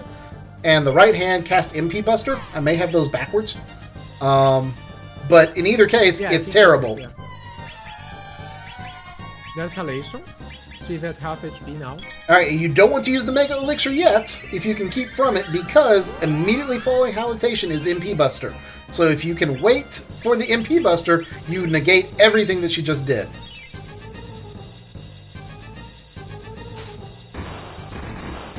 He would have used the... yeah, he's going for a safer strategy because... in between... Well, yeah, so that is MP Buster. Yep, now you can use the Mega Elixir, bring everyone up to full health, although he's got full ethers, so he doesn't care, and is just going to do it individually while Marl and Luca continue to throw out anapodes and making fireworks explode. He doesn't want to use the Mega Elixir. Doesn't have to use the Mega Elixir, I guess. Yeah. Although I expect to see an Elixir go on to Luca since she's low health and low mana.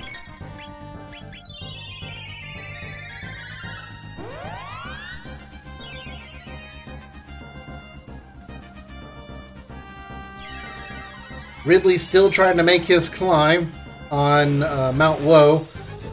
It's a fairly dangerous climb at any level. You have these imps who will do it's called the continuous tech that drop you down to 1 HP. Anytime you get dropped to 1 HP, obviously, kind of scary.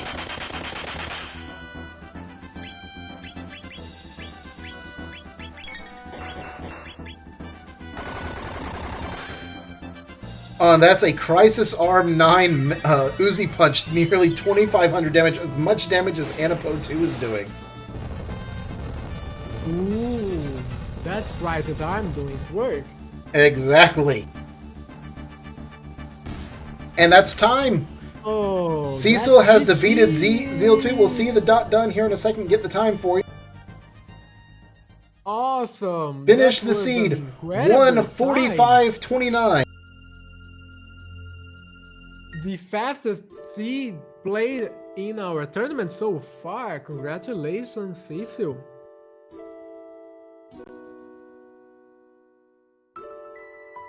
That Nicely done. is a fast seed. That was an amazing seed. Really, really fast for Cecil. Wow. With 5 key items and go mode with 5 key items.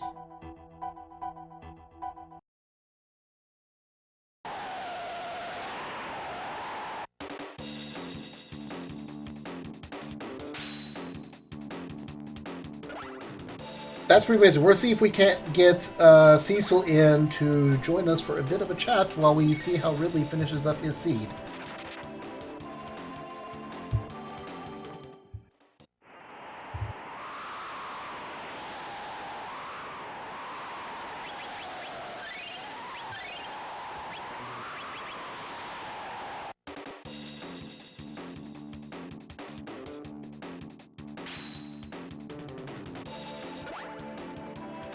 Right now, Ridley's still just trying to make that climb, get up the mountain.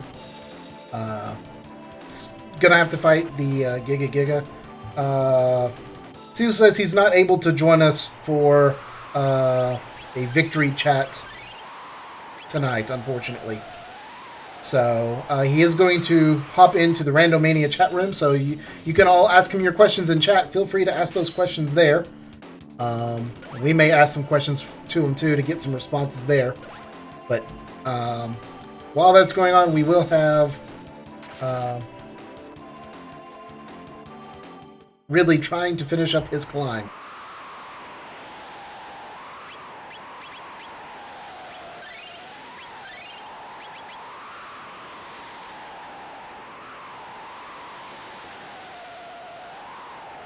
And Mount Woe is a very interesting dungeon to do because there are a lot of chests and all the chests are really high tier. They are, if not as high, yeah, they are as high as Black Omen chests. So you can get a lot of good items from it. Yeah, there's lots of good items on the mountain. It's just, it takes so long to climb and get through all the various fights you have. And unfortunately, in Ridley's case, it's not even guaranteed you're going to be able to have go mode after it. Yeah, that's true. I mean, the fastest, I've timed Mount Woe a couple of times, and the fastest that I've got was like from the start of the heading into that little village to finishing everything, and it was about 9 minutes, like 8 minutes 30 to 9 minutes. So it's a very long chat. And we do see that Cecil's joined the chat, and they're asking us, like, someone's asked, did you consider doing Magus' Castle? And he was almost going to go to Mount Low, and then managed to find the last bit of go mode at the last second. Yeah, and why Cecil did you go for a magic? Do you think you would not be able to finish with the current tech situation that you had?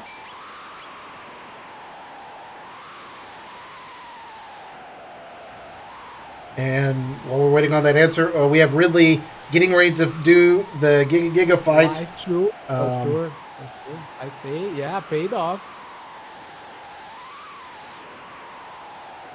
Well, as I generated the seed, I know what's behind Mount Roll. So Oh no! Let's. You sound far too happy about this.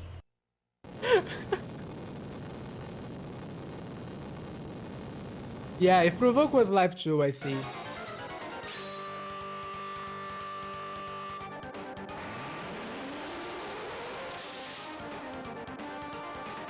And Cecil, did you have any special thoughts about like the seed treating you well in terms of items or anything? It looked like that maybe helmets were a bit lacking in supply.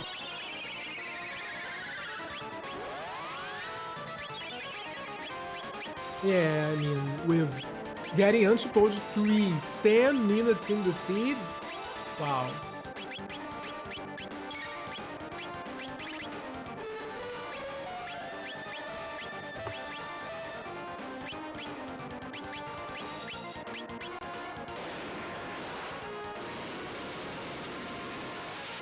All right, and we see Ridley try and take down Giga Guy, which is kind of like a preview of the Lavos 2 fight. It's got the two hands, does massive damage attacks. You got to take out both hands to really be able to do any real damage.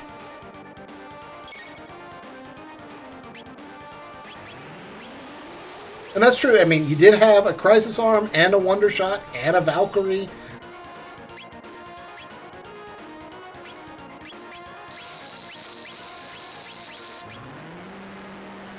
As Ridley is getting blasted by shadow damage, another 100 damage down. Looks like everyone's going to survive, but it's going to be a tough fight. The damage just doesn't seem to be there since he doesn't... I don't know if he's not had the time to get the Antipode 3s off because he's casting Haste. Yeah, I think he's going for the haste first and then still waiting. I mean, Maul is not hasted, so... Yeah, typically you haste Maul first so she can haste other people more hastily.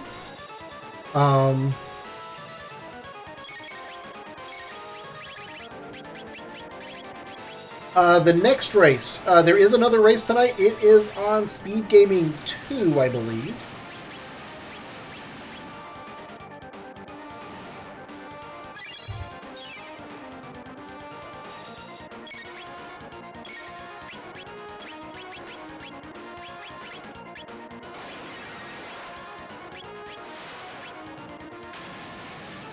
Yeah, it's a Speed Gaming too.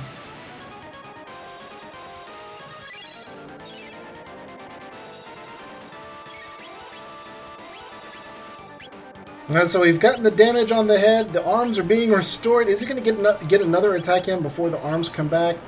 Looks like no, unfortunately. But I think he can put the arms down with one Unsupposed 3. We'll hope so.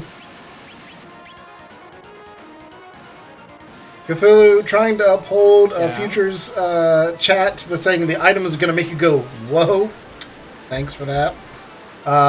We're going to see what that item is here.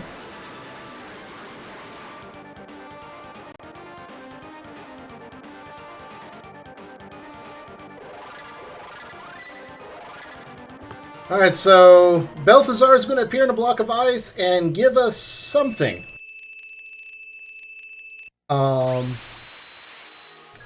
The ultimate troll, of course, would be for it to be tools at this point. Or, like, hero metal that leads to tools.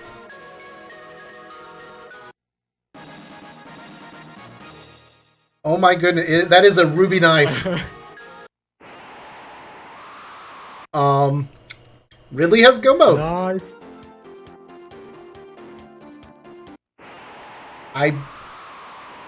I don't know what to say. Yeah. That's kind of ridiculous.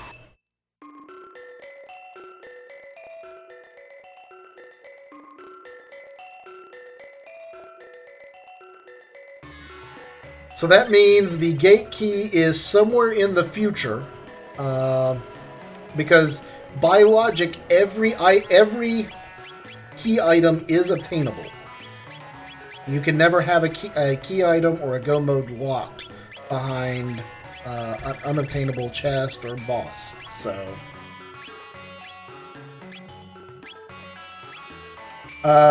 Cecil's asking, did Ridley have any problems with the Magus? Magus was Ayla, and I want to say the Magus fight took like 12 minutes.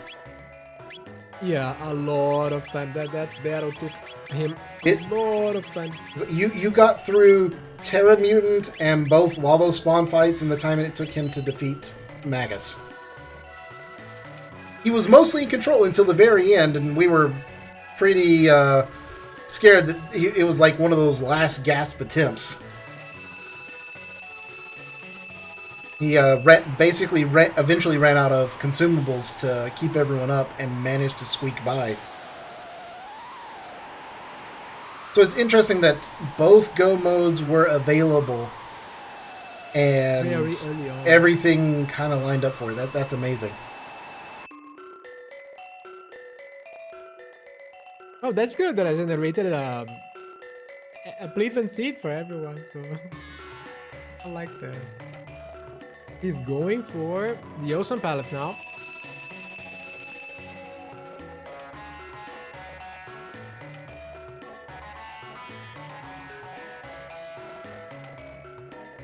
Yeah, not even checking the new shop. Wow.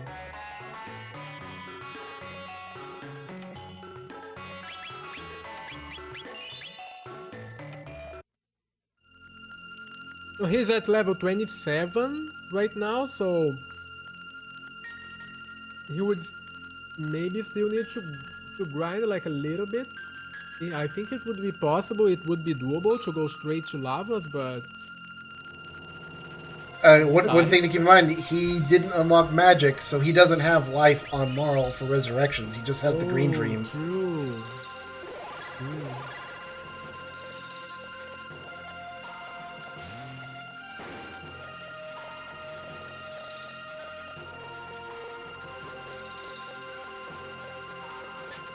Also, I mean, you're going to have the elevator with no Ayla. Could bring Red Frog, but Frog doesn't know Frog Squash, so it doesn't matter. So you don't have the quick elevator kills. You don't have resurrections for Lavos. You don't have... I would say, yeah, at least you could try to bring Frog in, do a couple of fights and get him like 200 attack points so that he could learn, maybe try to learn Frog Splash, but he doesn't... He doesn't know magic. Magic unlock. So, yeah. I mean, he could have by going through the portal after finishing Megan's castle, but I don't know if he knows about that. A lot of runners don't know about it. I don't think I knew about it until a couple of days ago when I saw it in one of the races. Because very rarely do you get to this point and not have magic. Yeah.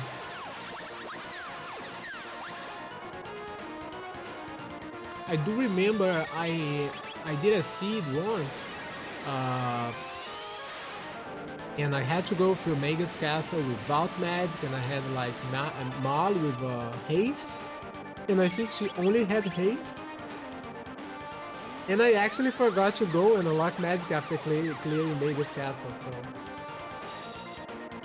maybe by this point, if you decide to go and rush Mega's castle without magic, I mean, at least you have something to work with. Yeah, and also, I mean, you have these golem fights. He's throwing out shadow damage. I don't know how many... No blackmail's available, so... Typically, when you fight the golems, you want to have elemental absorption gear of one of your characters, so that they can be the last one to attack, and then you absorb all the damage that comes back, just to make the fight quick and easy. But going this way early, you don't have too much gear.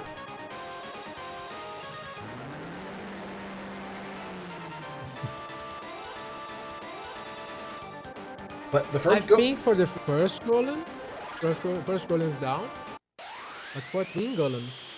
I don't know if that strategy is going to be the best, because there's two attacks and they're more powerful.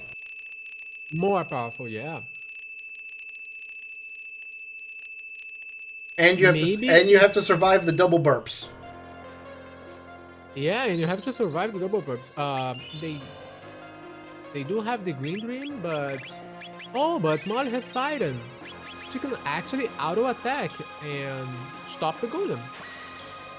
Hmm. I wonder why he decided not to do that. It becomes a free fight. If you have Siren on Molly, you can just auto attack each of the golems, and he will stop because Siren casts stops on the golems. Yeah, the golems A are free fight. vulnerable to all status effects, but I know a lot of people don't think about the fact that Marl or Luca, either one, can actually auto attack. Yeah. Yeah, same with Shockwave. True, bro. Yeah.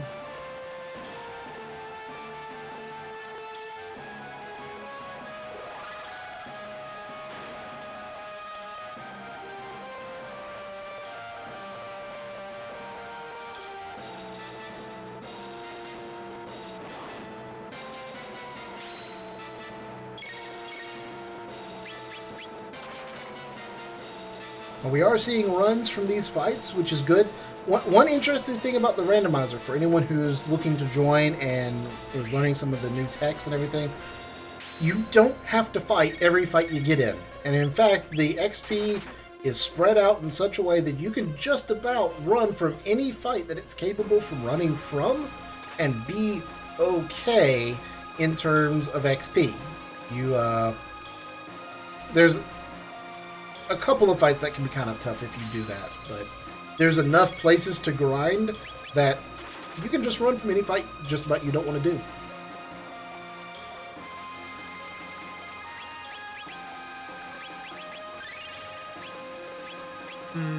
Maybe he's searching for the other activation spot to unlock Ocean Palace. Yeah?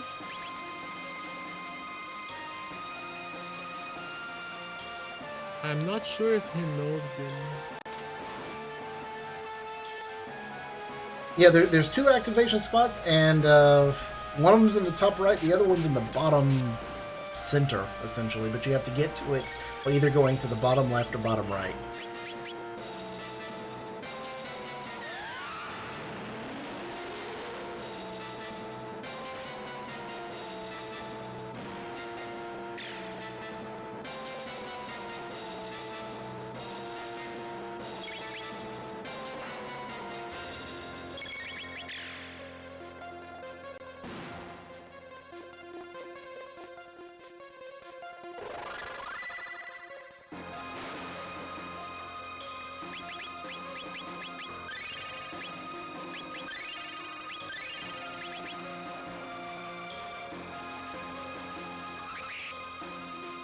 Yeah, so there are a couple of chests here that you can grab if you are like, if you don't have enough the items that you want, or if you don't have like very good gear, so you can grab those chests, but they aren't the highest tier in the game, so kind of time consuming to go and grab all the chests, but it's a possibility. Yeah, and I mean, he may still be kind of struggling for gear.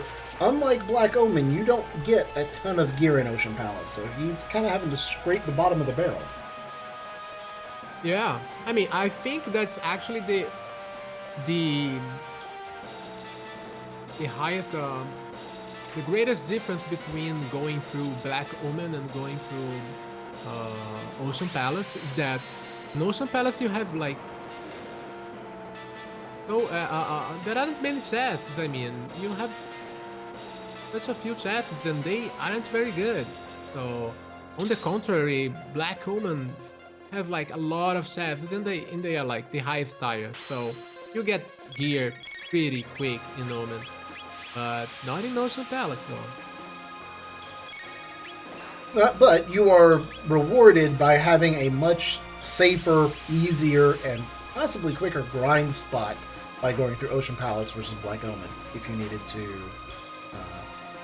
Cecil is telling us that the secret chest is top tier. That's interesting. Yeah, and the secret chest is in the room with the second switch, but you have to approach it, I think, from the far side and take a long route around. So it takes a while Yeah, to you get have to to it. skip one. You have to skip one fight. I think it takes about 30 seconds to go and grab the chest. So you have to decide whether you have or not the gear that you want, and you want some extra items. So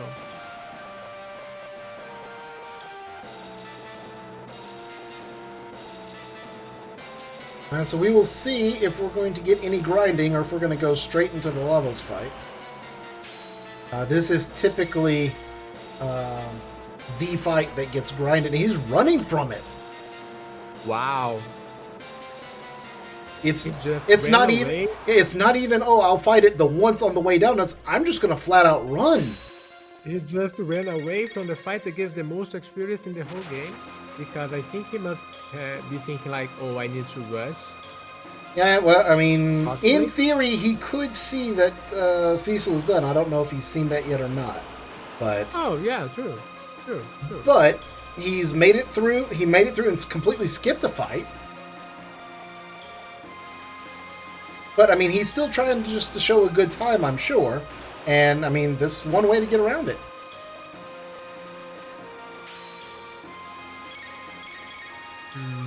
But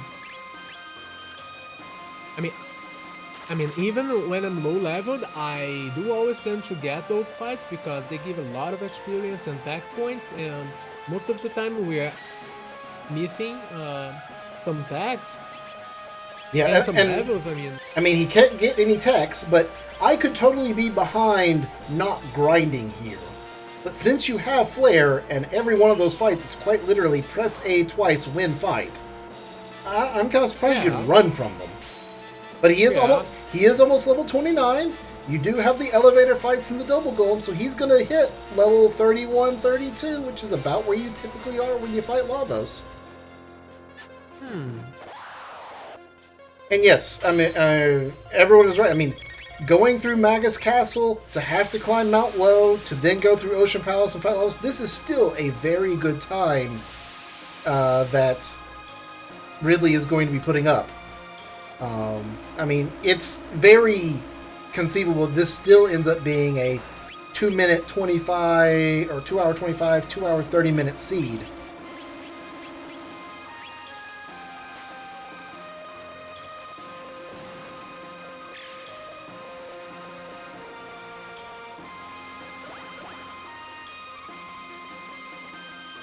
And he decided to get this fight instead of running away from it. I don't know if he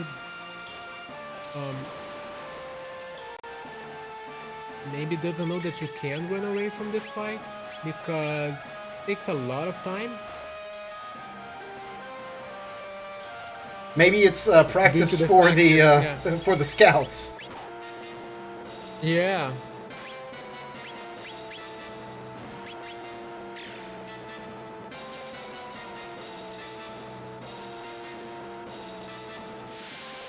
Yeah, this is one fight you can run from. The next three you can't. You are stuck.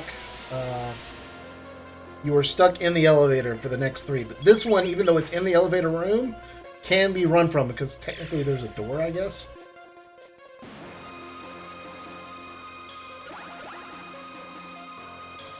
I mean, at least he's getting the experience and the drops from it.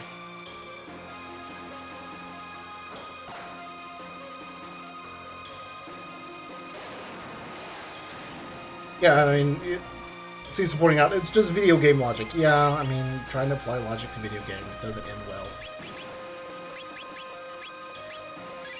But somehow summoning giant frogs and dinosaur tails makes sense.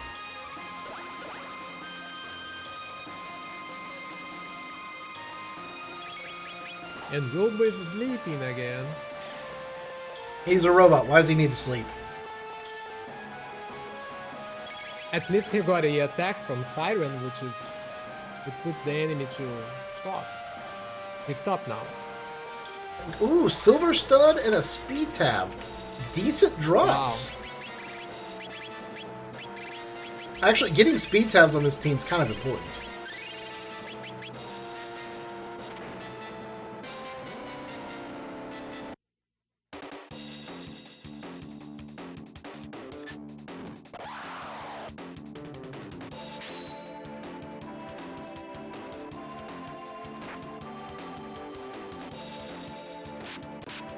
Yeah, those fights in the elevator he can't run away from, so the best option here would be to just wipe them out with a flare or equivalent.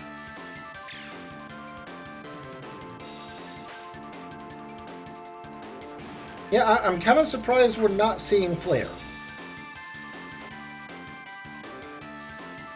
Yeah, or even Untitled. Because these guys aren't elemental resistant. The next fights, you have some issues. Because the next fight has one scout that's, I think, yellow. And then the third fight is the multicolored scout fight, which is just a nightmare.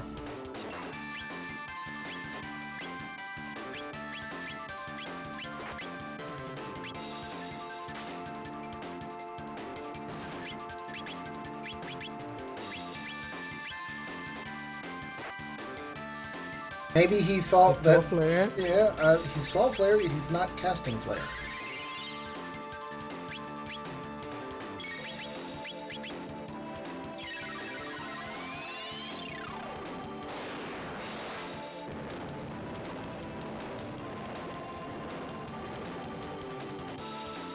And just so that everyone's aware, I am hearing that there is another race that is not a Chrono Trigger race coming up here on Randomania 1 starting at 10 o'clock Eastern, roughly 45 minutes.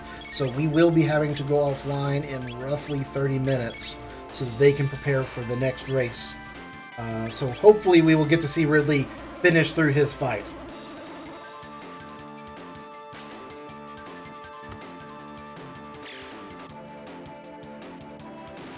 The other Jets of Time race is going on. It's currently on Speed Gaming 2.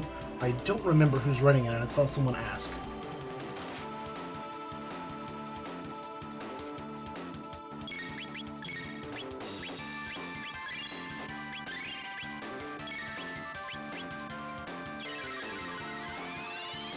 Let me see if I can find the messages.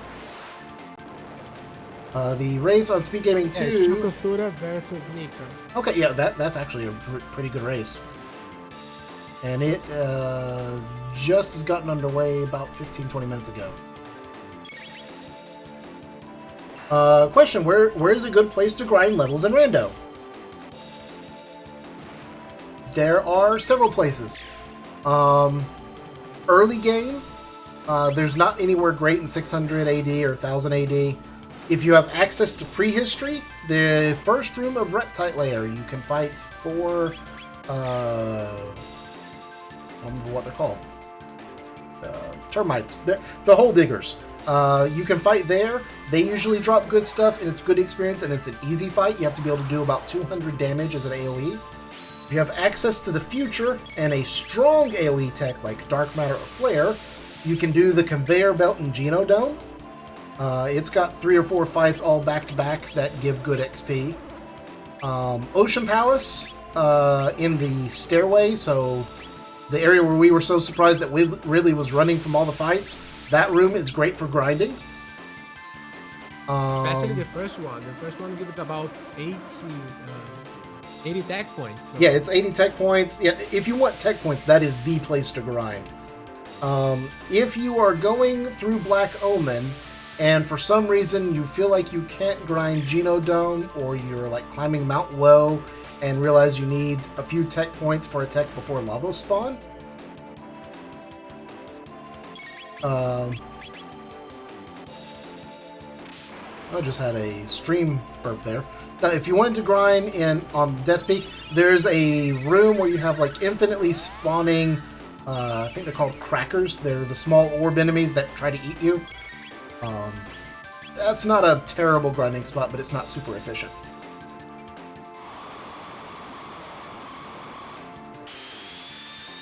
Yeah, usually even if you want to grind before Ocean Palace, it's usually better to go and rush it and to reach the grinding spot at the Ocean Palace, because it's faster, I think. You can get levels faster and get all your attacks and... Yeah, Ocean Palace is the grinding spot, hands down. But early game, Reptile Layer's pretty good. Genodome's good if you can survive it.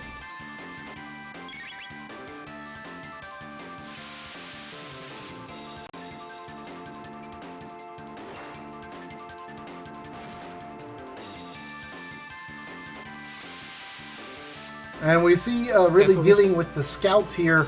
The trick to the scouts, they are only damageable by physical damage or by the element of their color, which unfortunately means almost every single AoE attack in the game is ruled out. That's why usually we want to bring Ayla or Frog. Ayla with Dino Tail and Frog with Frog Splash, because those techniques can deal a lot of physical damage with an AoE effect, and if you have them with a low health, they deal more damage. Those attacks deal more damage as you have lower HP. So with Frog Flare and Dino Tail, it's awesome to kill those scouts.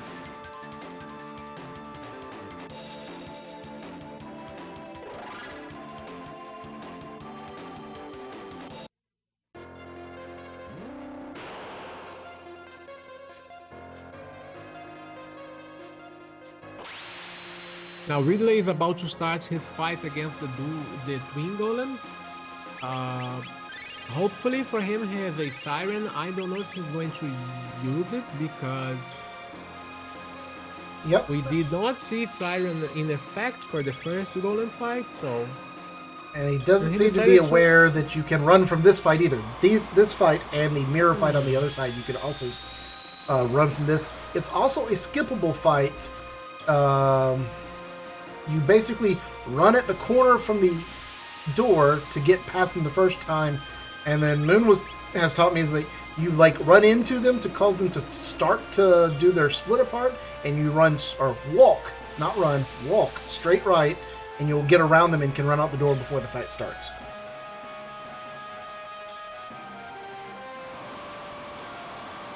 Yeah, this fight is skippable. Actually, it's so skippable. It's so skippable if you do it dozens of times. Like if you practice to get this skip and do these dozens of times, you can actually get the skip without them triggering the split thing. I was astonished that was possible.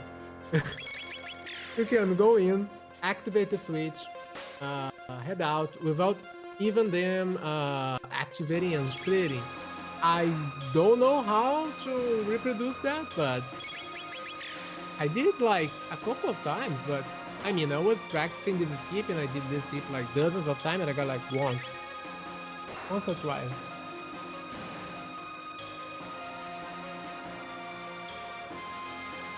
Maybe that's the argument for doing this fight. They're dropping speed tabs. But it takes a lot of time to kill them without a fast method of them. But I have, particularly when I was newer at running it, I have intentionally run fights because they were dropping speed tabs. Because speed is king in the game. Now, with more experience, you realize, okay, it's only worth it if you can get them quickly. But the beginner's knowledge is have speed tab must get.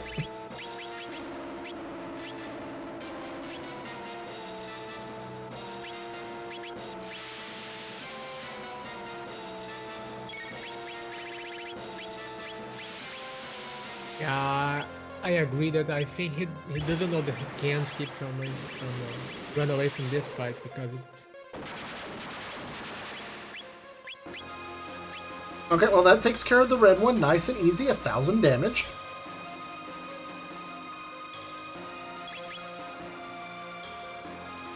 Fire 1 would do enough damage, but maybe the overkill's worth it.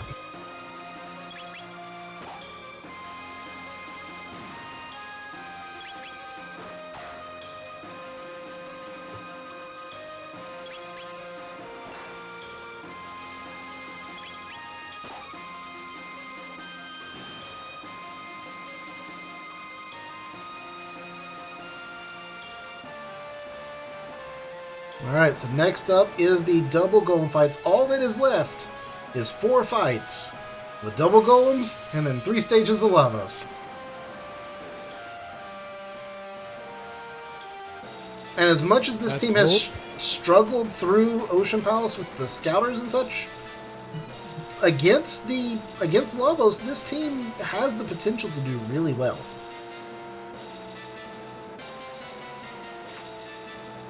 Yeah, I mean, having a haste helmet. That's nice. Drop.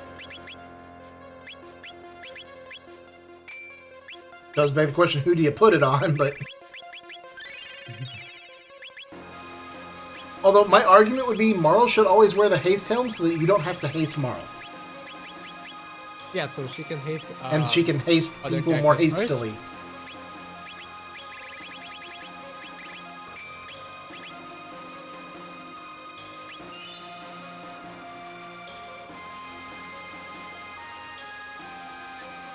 Yeah, I'm very curious to see what's the strategy that Ridley is going to apply here. Yeah, I did see red mail on Robo at least. I didn't see on anyone else. I mean, only Robo had a red mail?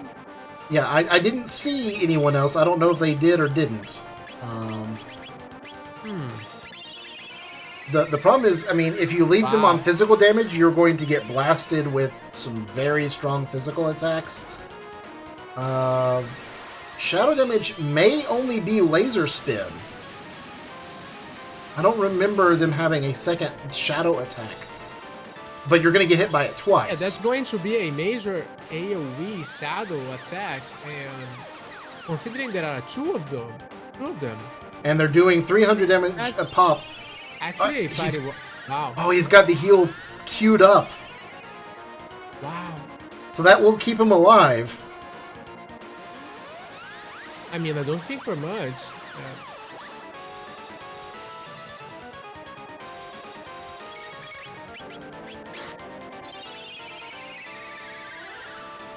But the trick is, he's going to have to get another antipode, and if the double antipode does kill them, he has to survive double burps, which will do about 400 damage. They do have the Green Dream, don't they? Oh, we have a reset. No. Oh, that's unfortunate. And we'll see what he changes to try and make it better, if anything. Changing nothing. Nothing. Yeah, because you can't heal faster than they do damage. Not with Robo. Maybe with Frog. Yeah. I mean, even with Frog, they are doing like 300 damage per laser spin. So I think one option would be to use Flare instead of that would be Fire, and that Fire attack can be single target damage sometimes. So it would be safer for him. Yeah, we're seeing haste come out. Yeah. Yeah, the best strategy would be to use Tyron's attack to stop both of them, but you've got to get something, otherwise those physical attacks will one-shot everyone.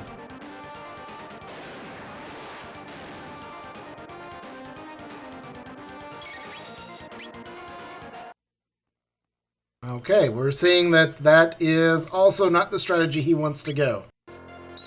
yeah, and he could also use Ice too, because Ice isn't too bad. Sometimes you get Water 2 attack from the golems, that's an AoE spell, but most of the times you get a single target damage. Single target Ice, Water-based damage. So. You have the red mails! Put on the red mails! Red mails and flare! You have enough fire, you have fire resistance gear! Wow. Okay.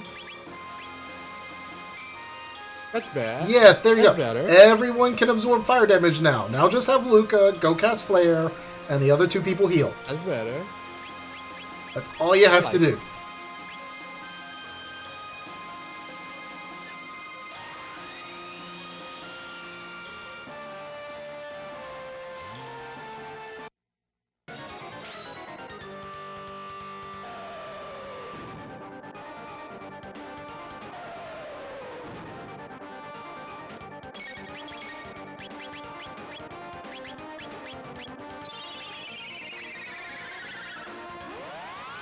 Okay, now the trick is once you've cast Flare, don't cast anything else. Seeing Marl hover over tech is kind of scary, but she could be casting haste.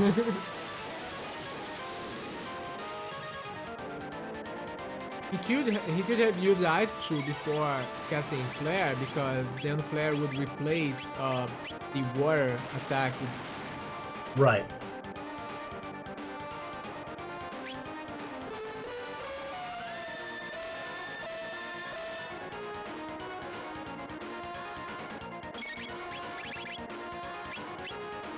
No, not fire. Well, okay. I mean, fire tackle's not bad. But I wonder if fire tackle codes as physical or fire damage. I think it's fire. Oh, good. It is fire damage. And by doing a fire tackle, you've now got them off of HP with each other. So you're not going to get double burns. Yeah, I think he's aiming for that to avoid double blood. But you only need one. Just to desync it enough. I mean, look at how much damage that would be if you weren't protected against fire. That was 700 damage on Robo that just came out. And if you have fire protection, fire is actually one of the best here because the animation is really fast. Shadow, the laser spin animation is really long.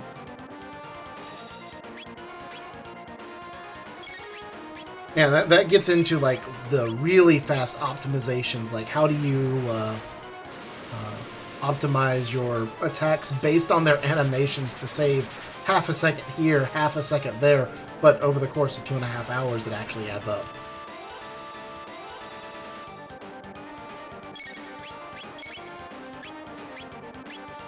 Which is why I hate casting any ice spell, because it seems like all the water attacks are super slow.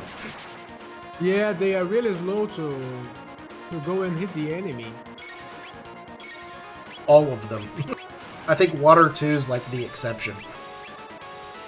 Indeed.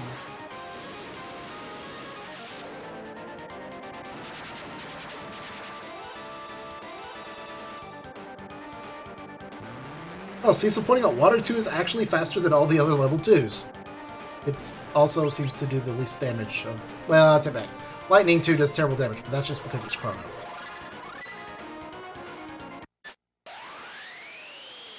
Alright, double golems are down. Go back, save again, then go fight Lavos.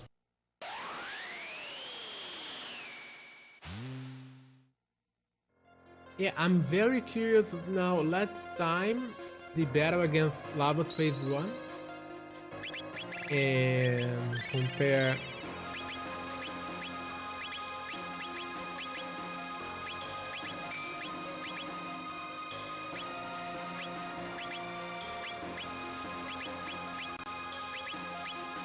And one thing I noticed, he doesn't have he doesn't have an amulet equipped yet. So obstacle is going to be an issue. Everyone's going to get locked. An interesting thing is obstacle is set for the seed, meaning that if you see obstacle somewhere and it gives you a certain element or a certain ailment, it will always give that ailment forever and always in that seed. So it's going to be triple lock. So yeah, he's going to get triple locked. Unless it misses, which it sometimes does. Yeah, so Ridley also has an option here. He could actually just not heal and just die to Lavos Phase 1. That will bring him back to the village. He will be able to go to the new shop again and crash the epoch, which would be an option, but it's like a one try. Yeah, it's like, yeah, you get one try, otherwise you have to sit through a 4-minute cutscene again. And we are coming up on the time that we're going to have to hop off, so we're basically going to be giving Ridley one shot to get through Lavos before we have to sign off and make way for the next race. Which is unfortunate, because Ridley deserves to get to have his ending. Yeah.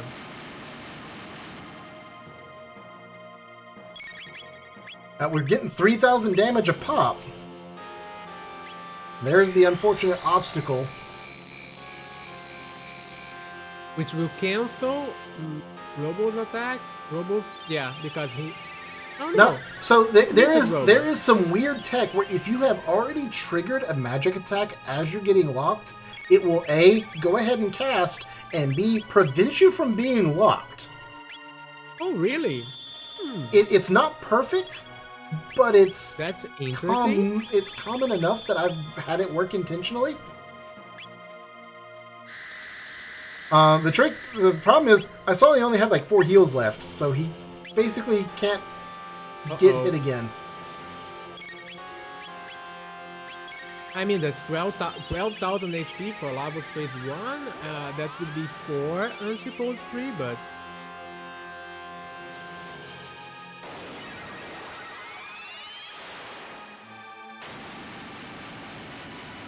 Yeah, so he's going to get this one. He'll get another one before the next obstacle. Because you'll have the Destruction Rains from the Heaven. You should have time to get one more. But then he's going to get obstacled again. And he might not, because they are very slow, and I didn't see him use the speed tabs.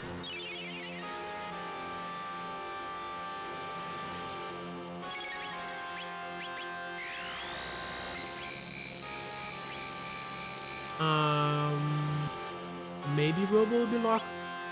Yeah, he got locked this time. It's not perfect, but it has happened enough that if I know that lock is coming, I will cast a spell just in case. Wow, this is his last heal.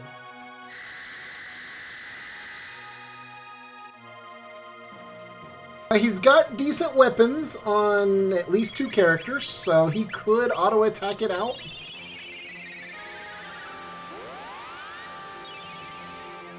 But then healing would be tricky. Alright, he's not going to get another Antipode.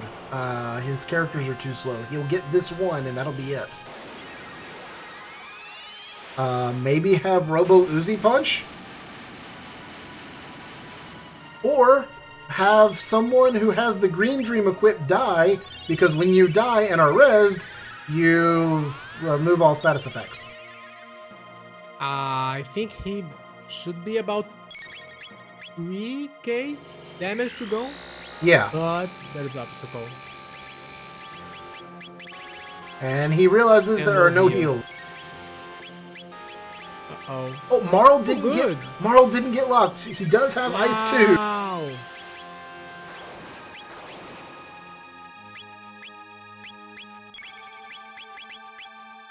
He's like, fine, I'll punch you to death. I mean, that's 2k damage to go. Yeah. And Luca can be your heal bot to keep Marl alive. Because that's the only one that really matters at this point.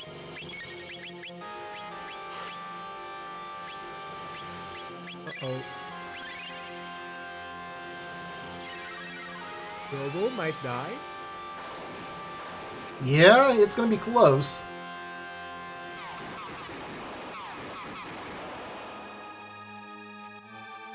No one's dead yet. Lapises?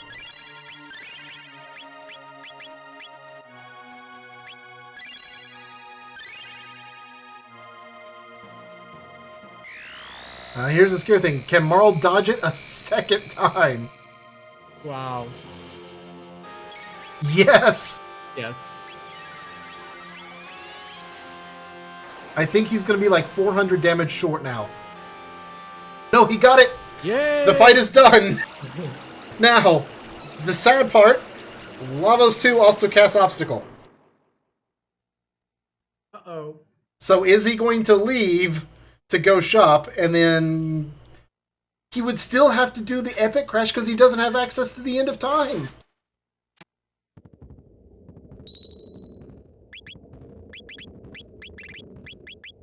Because what will happen is you will use the gate, it will take you to the End of Time, you could go learn magic, but when you leave the End of Time, you can't go back. But you can't. But he can use the bucket. But he won't be able to go. He could use the bucket. Yeah, but so he would go to the End of Time. He'd have to go somewhere to buy heals. Once he leaves the End of Time, he can't go back because he won't have access to it in time because he hasn't actually tripped the flag. But he could go from 12,000 BC at least. If there are heals in 12,000 BC. You have to have access to a gate that you have access to normally. So I think he could go to 600 AD, go through Magus's castle, get booted back to 12,000 BC, then use the gate to go back to the bucket, to use the bucket to come back to Lavos. I mean, I think there's a very convoluted path. And we're going to get the Boomerangs of Doom here in a moment.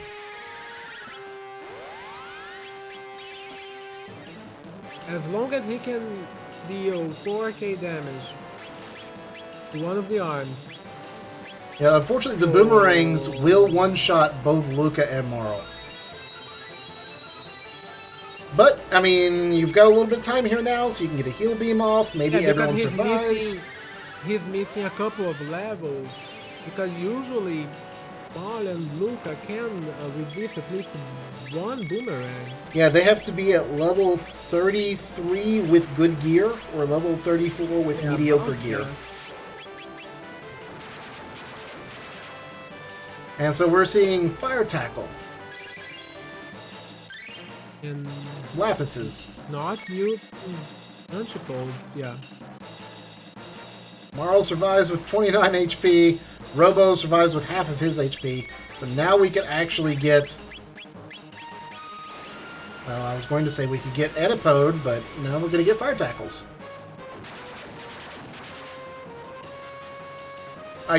I don't understand why you would use Fire Tackle as opposed to Flare. Yeah.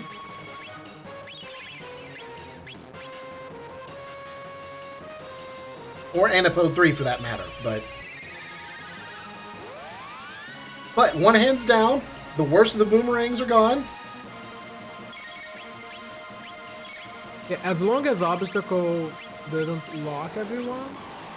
Yeah, that's going to be the trick. Obstacle may lock everyone and he will not have the damage to make it through.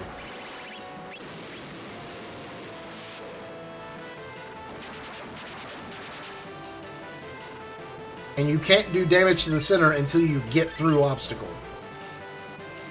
And as the right arm has like 5,000 hit points, so 2 Robo Tackles is not doing the trick. I don't know. Asking if is he trying to conserve? Oh no, Robo is stopped. I do think Obstacle will replace that. Stop only gets replaced, I think, by haste or slow.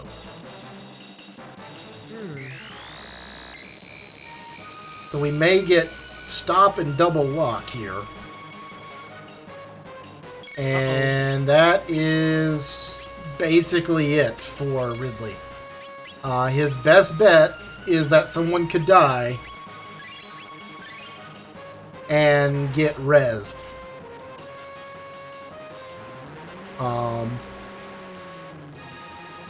I will give credit to Ridley for bravely trying to auto-attack it. Stop disappeared. Wow. Does stop disappear over time? Wow. Stop disappears over time. I did not know that. I thought stop was permanent. Wow. But he is locked. Yeah, me too. So we are just auto-attacking. We are auto-attacking for our lives. At 200 damage a pop. Go auto attack.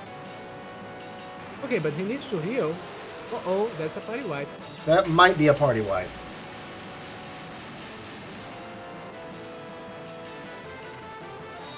That is unfortunate. And also unfortunate, that is where we're going to have to leave tonight's run. There is going to be another race here on Randomania 1. I'm not sure what it is. I haven't looked at the calendar. But congrats to Raster Cecil for the win, and a very GG to Ridley for putting up with that fight. That is not a fun fight and a very rough path that he took, but he definitely showed that he's got what it takes to make it through here with just a little bit more experience. This is a double elimination tournament, so Ridley will be heading to the losers bracket. He will get a second shot.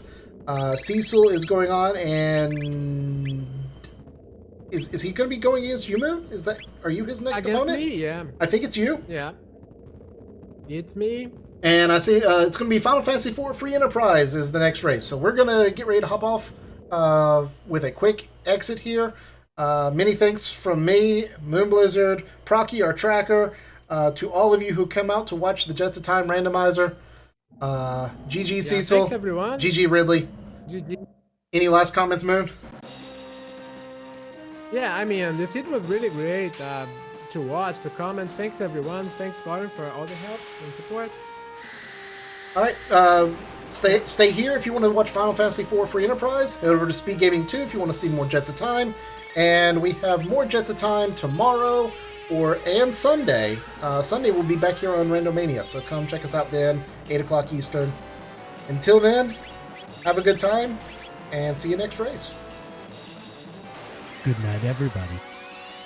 Bye-bye.